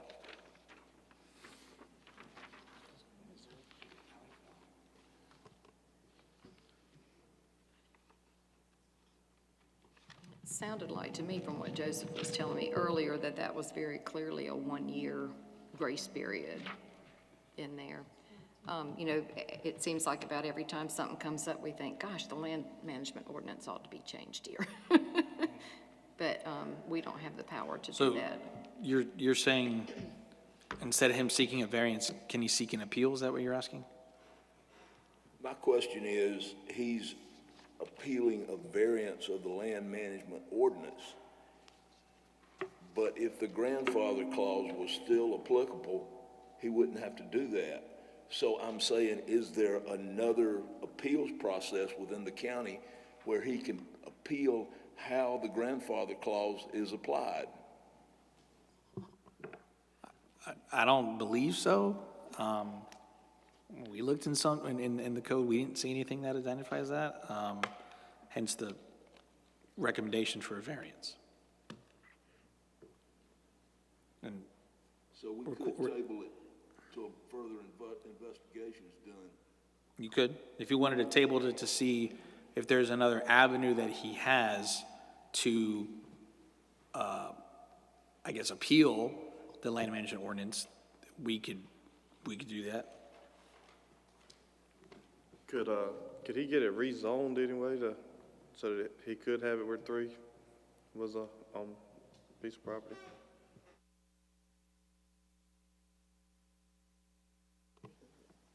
He could, that is an option. He could rezone.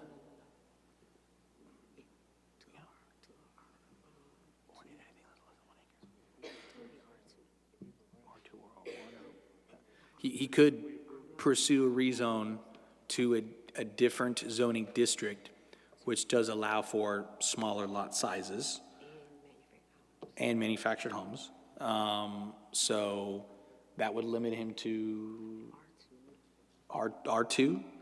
Now, that would be subject to planning commission, and frankly, it's unlikely it would be rezoned if adjacent parcels in the area are not zoned R2, because then that would be classified as a spot zoning. So he could go that route if he wanted to, but unless there's R2 in the general vicinity, it's unlikely it would get approved. But he could pursue that route if he wanted to. Yeah. Which would then, so long as he met the minimum lot size requirements and manufactured homes are in that zoning district, then he could go ahead and subdivide even a smaller lot for parcel B if he so chooses.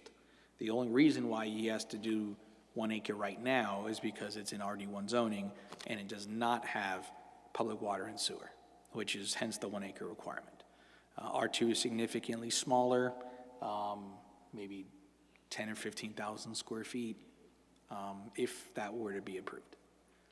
And then subject to conversation we had earlier, I mean, he'd have to go to planning commission, they would have to recommend approval, they'd have to go to county council, undergo 3 readings, and be passed.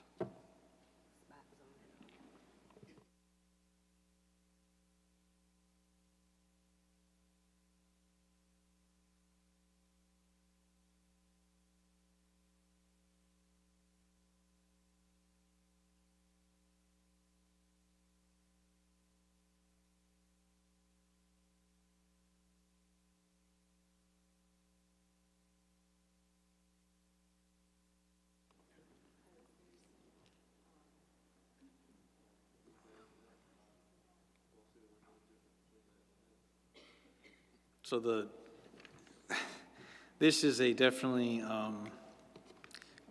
complicated case that Monica and I have spent a lot of time reviewing and discussing with the property owner and the applicant about the different avenues. And we couldn't find anything other than pursuing the variance route based on the mobile homes. So if he wanted to pursue subdividing a parcel that is less than 1 acre, he could do that through the family exemption. However, that would still create a non-conforming parcel. So it's the non-conforming parcel that's being left behind that's creating the issue. And until one of the mobile homes is relocated or something along those lines, all the avenues that, if you want to chime in, Monica, I mean, all the avenues that we thought of, we couldn't think of anything else other than him pursuing the variance. And I mean, the route of pursuing the variance is a lot more likely than pursuing the rezone, frankly. Like I said, I mean, if that rezone area is not in the area, it's unlikely that would pass. All right, if the parcel A were the one that the new mobile home wanted to be put on, that could be the family exemption. That's what you're saying? That if they wanted to divide the property, if a mobile home were put on the parcel B,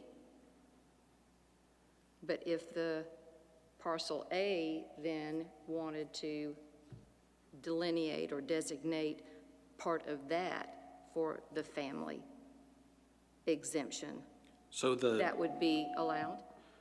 so the family exemption would allow for a creation of a parcel that does not meet the minimum lot size requirements.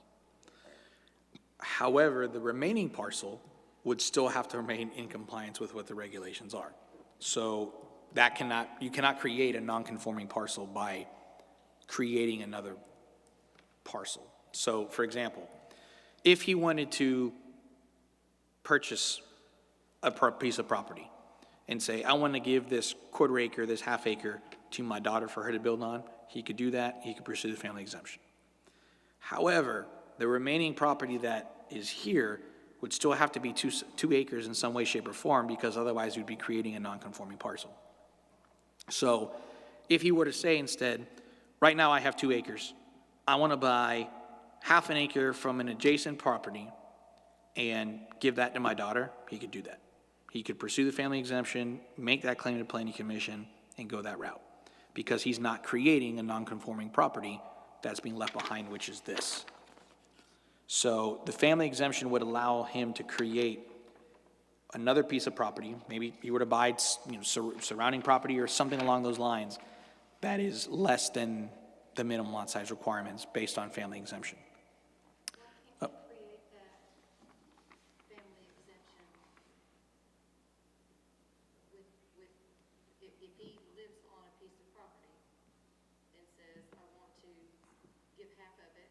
Mm-hmm. 1 acre to my daughter for her to live on, that's allowed. Is that correct? Within certain conditions. So family exemption is allowed in the case that it's an immediate family member and it is specifically related to minimum lot size. So if he wanted to create a property that did not meet the minimum lot size requirement, which was 1 acre, he could pursue the family exemption and go that route through the planning commission. However, in this particular case, he only has 2 acres.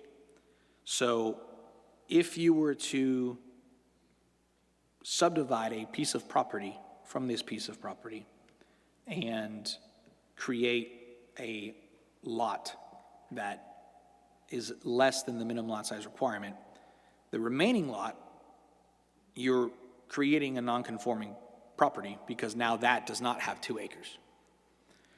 That's a density requirement, not minimum lot area.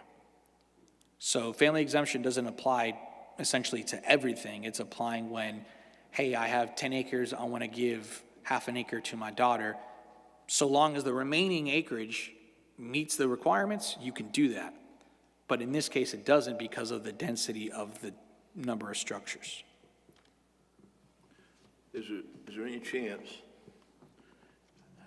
I keep hearing you say when he moves over here that he's creating an original non-conforming property.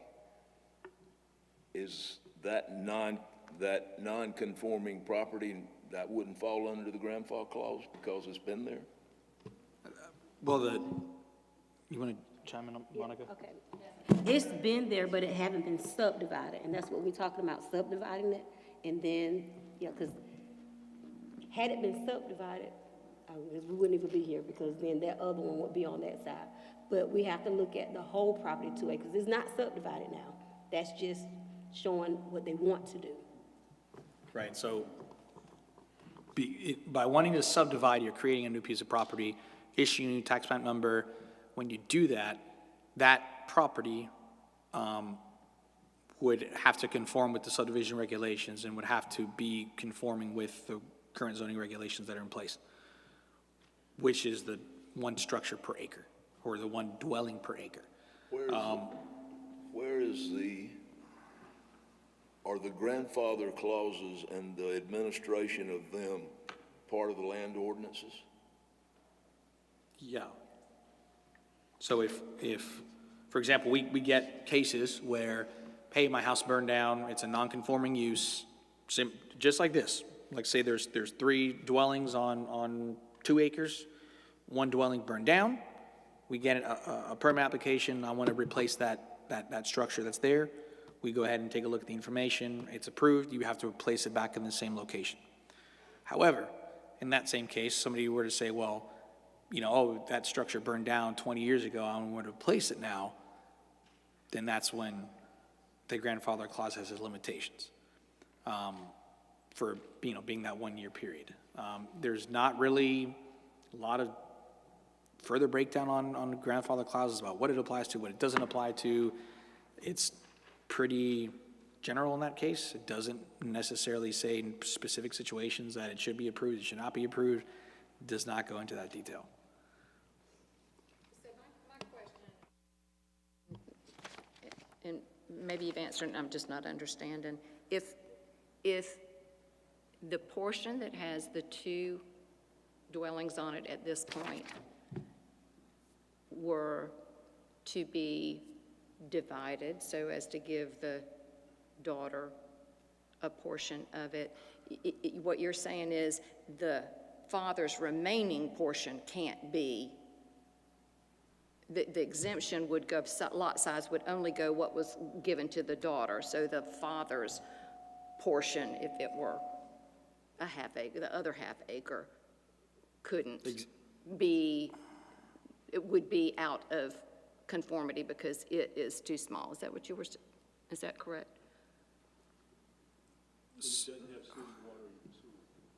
Right, so when, So you couldn't divide them in half, and whoever's living, I guess the father's living in one of the 2 places that are there now. And whoever's living in the second portion couldn't move to the, to the 1 acre B parcel that would be fully conformed, and then the father say, I want to divide my acre in half and give my daughter half of it. You can or cannot do that. When you create a new parcel, whatever parent tract remains Yes, still needs to remain in conformity. that's my question. So right. yes, so the family exemption is just for the For the new parcel one. you cut off. For the new one, but Correct. whatever you remain What's on left- still has to be in conformity. Exactly, what's left behind Thank still you. remains in conformance. Thank you, that was So, what I didn't in understand. that case, what remains in conformance, like say parcel A is, or like you say the parent tract, right? Parcel A meets the minimum lot size requirements because it would be 1 acre. What it does not meet is the density requirements because he wants to have 2 dwellings on the 1 acre. So if that parent tract parcel A were 2 acres, no problem. We wouldn't even be having this discussion. But, well, no. It's currently 2 acres right now, but by proposing parcel A, right, he would have 1 acre. Even if A were 1.5, he could give his daughter half an acre as long as his portion still remained an acre. Right, so in order to pursue the family exemption, in some way, shape, or form, he would have to have additional acreage added to the current 2 acres, because then you would not be creating non-conforming parcel from the original parent tract. If he were to decide to say, I want to buy 1/3 of an acre, add it to this property, and then do the family exemption for his daughter, he could do that, because you're not creating a parent tract that is then non-conforming. But with the number of dwellings right now being 2, the acreage being 2, unless you're adding additional acreage to it, or it's added into public water and sewer, which from our research is not in this area, you would not have a means of creating leaving the parent tract remaining conforming.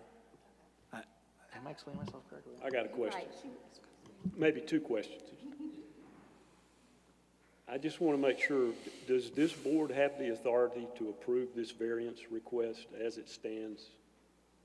If somebody makes a motion, it gets seconded, and it gets voted to approve? I mean, absolutely. If you guys do not agree with our interpretation and says that it does not meet the conditions, go ahead.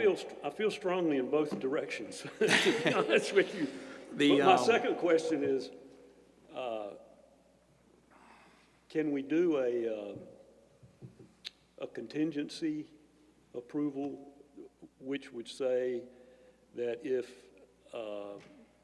anything ever happened to either of the two existing mobile homes on the one lot, that they would not be able to replace it under any circumstances. That if it gets reduced from one home to two on lot A, too bad. They can't replace it. Can we make that a stipulation? Okay, so to clarify, what you're saying is, if y'all were to approve the variance, you add the stipulation that essentially the grandfathering clause would not apply to any of the structures moving forward on the property, and if one of them were to be removed or destroyed, they can't claim grandfather and bring back the non-conforming use. Is that what you're asking? Yes. Yeah, now you're not saying any of them, you just say if one of them, something happened to one of them, and it meets minimum lot size, then they cannot have the non-conforming, the grandfather clause apply to that one mobile home. So, well, in parcel A, I'm saying if either one of those two in parcel A goes away for whatever reason, that it cannot be replaced. One of them, yes. So, right, so what you're saying is, if you approve the variance, can you add the condition that with parcel A, in particular, which has the two dwellings on it, if one dwelling were to be removed or destroyed, that second dwelling cannot be replaced? That's what you're asking, correct? That's my question, yes.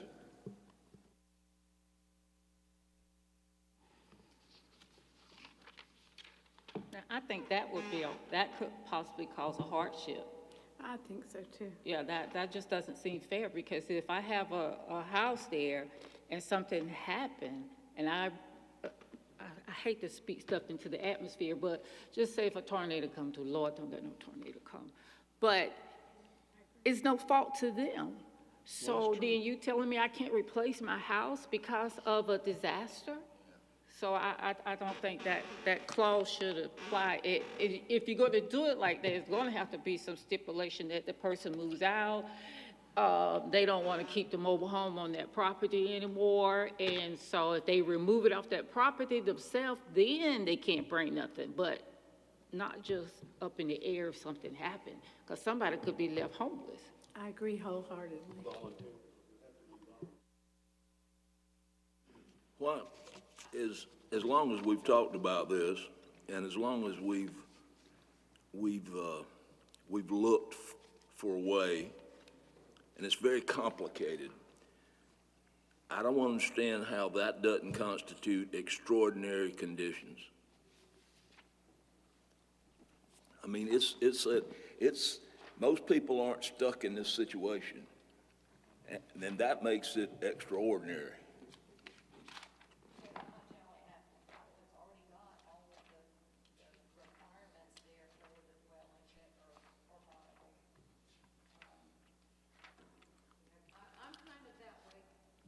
Myself, if a variance is being asked for, what does a variance mean?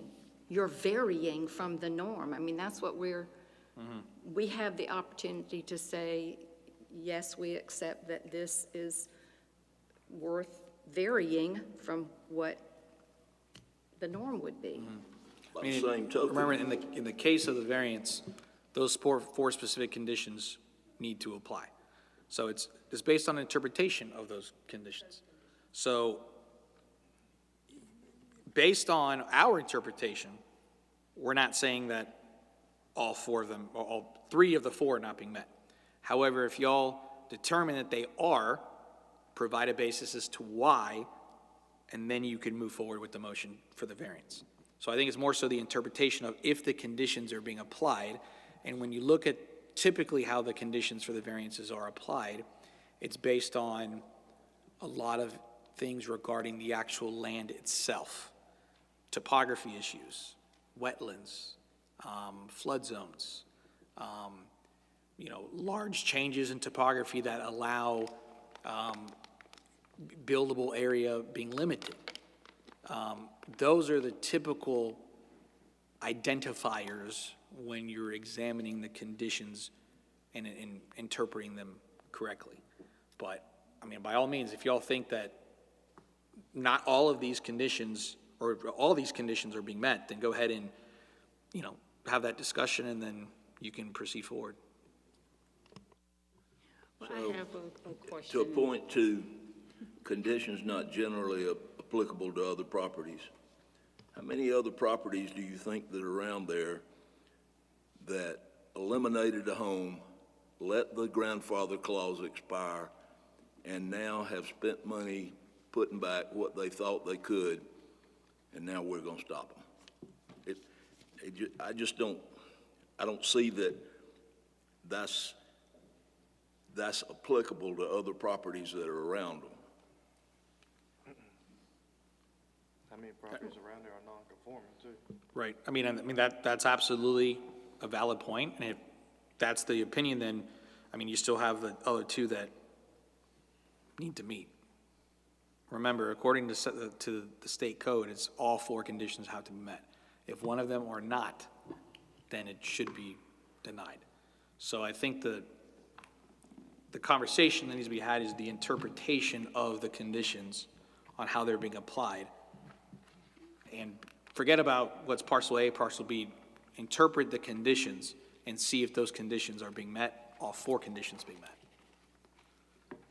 Okay, this is going to be way out there. This is going to be a little far-fetched, but the 2 mobile homes that's already existing there, so they've been there for years, correct? Okay, so this gentleman owns the whole 2 acres. These other 2 mobile homes were there before this new ordinance came into play. So now I have these 2 existing mobile homes here, and they're close by, they could all be on 1 acre. Well, I want to sell an acre to Chairman here. So you would deny that opportunity, when I say you, community developer, I come in and say, well, I'm going to sell an acre of my land, not to a family member, just say sell it, even if it is a family member. Would you then have to tell me, no, I can't do it because you got 2 mobile homes here that been there for years that's only going to make that an acre, which would have to be denied in that case too? So you're saying, Yes. in this case, there's parcel A, there's parcel B. Currently, there's 2 structures on them, right? If he wanted to create parcel B and not give it to his daughter, he wanted to sell parcel B instead. Is that what you essentially would, right? So we would be in the same situation, seeking a variance. Even though those 2 mobile homes. Correct. Because while they might be at one point they were non-conforming, currently they are conforming because it's 2 acres. By you creating a new parcel, that parcel at that point in time that is created needs to be conforming. And for whatever reason, when it's not, that's when you can go the route of variance. So, if, let's say there's another hypothetical situation. Let's say there were, a 1 acre parcel, and you had one dwelling on it, and at some point prior to 2012, there was another dwelling on it. They wanted to split that 2 acres, they wanted to split that 1 parcel in half, one half acre, 1 half acre, and sell them. He would still be in the same situation, having to go to the variance, because that new parcel that is being created does not meet the minimum lot size requirements for that zoning district, irregardless of if at that point in time the property was conforming and non-conforming. When you create the new parcel, that new parcel has to be conforming. And if you're trying to create something that is non-conforming, you could do that, but that's when the avenue to do that is a variance. So if we were to get an application today saying, I want to survey this property and sell it, it would be denied upon the inclination that. But because of right, the one that's selling exactly, because now instead of you're creating 1 new parcel, but by creating 1 new parcel, that other parcel now is becoming non-conforming. So in that case, both parcels have to be conforming. So in that scenario, yes, that scenario that you described about, well, I don't want to give it to my daughter, I just want to sell it, would be denied. And the recommendation would be, if you want to do that, you need to pursue a variance.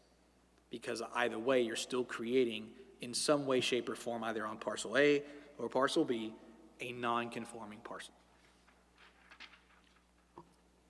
Carrie? I'm with all of you. I'm very torn, you know. The law is, I mean, the regulations are pretty clear. But under number 3, unnecessary hardship, if applied strictly, one could argue that there is a hardship that is applied here. However, it says, in addition, the applicant owns an adjacent parcel located approximately 375 feet from the subject property that meets zoning requirements for residential development. The availability of the conforming parcel option indicates the applicant is not deprived of reasonable use if the variance is denied. So they have more property there that can be used. So that sort of negates the hardship argument. Yeah, he's already addressed that, though. And that, yeah, if you've got multiple children and you have small parcels to give to each of them, you know, yeah, that you're still stuck with, I've got this nice big acre in the front of my lot that I can't use.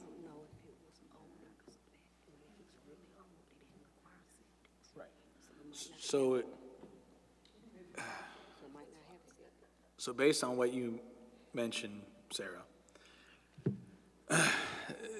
the adjacent parcel that is, 300 some feet away,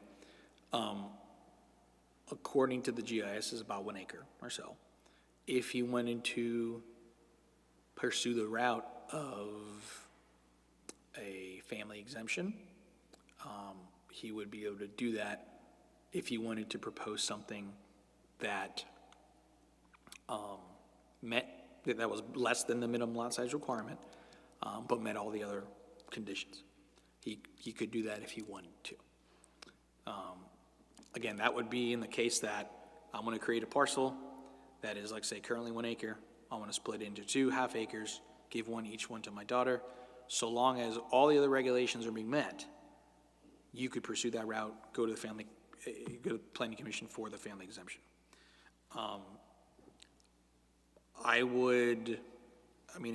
In terms of interpretation of the condition, so we have it for the record in the minutes, I would go one by one, go down, top to bottom, extraordinary and exceptional conditions, have discussion, see if you think it meets that. If you want to go ahead and have a motion to say, hey, we want the official interpretation of the BZA to be that extraordinary and exceptional conditions, yes, they're met because of X, Y, Z, do that, move on to the step 2, have discussion, motion to say, hey, we're going to, as a BZA, we're going to agree that step 2, condition 2 is met because of X, Y, Z.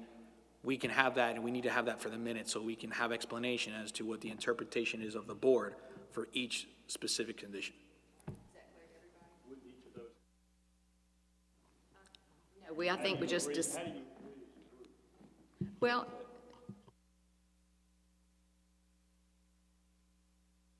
I think what he's saying is that if somebody makes the argument for, someone would present that, yeah, if one of us makes that argument and we move through and have arguments for each of those.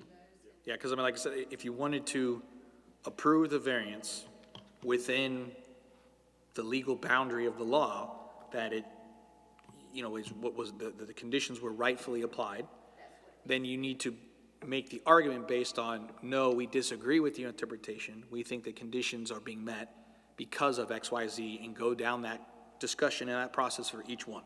So we can have that for the minutes. And I think that's the only way we're going to get home tonight is if we go on and do that. So, number 1, extraordinary and exceptional conditions. Does anybody think that this case meets extraordinary and exceptional conditions? Okay, and your reasonings? My reason is because Please use the microphone so we can get it for the minutes. Thank you. because it's extraordinary in that a mobile home was removed, and through just letting time transpire, the grandfather clause expired. The well and the septic tank were still there. I don't think you'll find another property on Longtown Road or off of Longtown Road where this same scenario happened. So I say it's exceptional. Any disagreement? Number 2, conditions not generally applicable to other properties.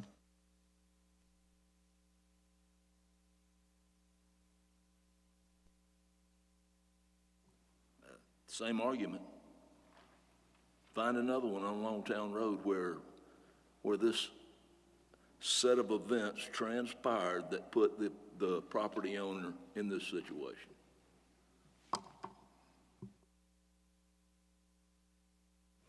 Number 3, unnecessary hardship if applied strictly. Well, the cost of putting a new sewer and septic system in on his other property or somewhere else, that's a $15,000 estimated cost, which qualifies as a hardship to me. Any other discussion? And number 4? Passes. I would say, just in general, I think the fact that we've gone through this, I don't think that should be meant as a criticism of the admin department, because I think technical arguments could be made effectively in either direction for every one of these. So I feel good about what we're doing here. I guess that's all I want to say. Yeah, I mean, that's exactly the process. I mean, that's why y'all are here. You know, I mean, we interpret things one way, that doesn't mean it's right, and that doesn't mean it's wrong. I mean, just that's how we interpret it. So, I mean, that's why you're here, to take a look at it and see if you agree or not agree, and if you don't, that's fine. And I don't know if you can subjectively put weights on each of these 4 criteria, but in my mind, number 4 is kind of overwhelming with all the rest of them. Yeah. If you're not bothering anybody, I mean, who's here to speak out against it, number 1? And yeah, I think what they're asking makes very practical sense, and nobody is going to be any worse off. Right. You make a good point. I mean, we had nobody sign up for public comment regarding the variance, nor did I receive any emails for or against regarding the public comment for the variance. So.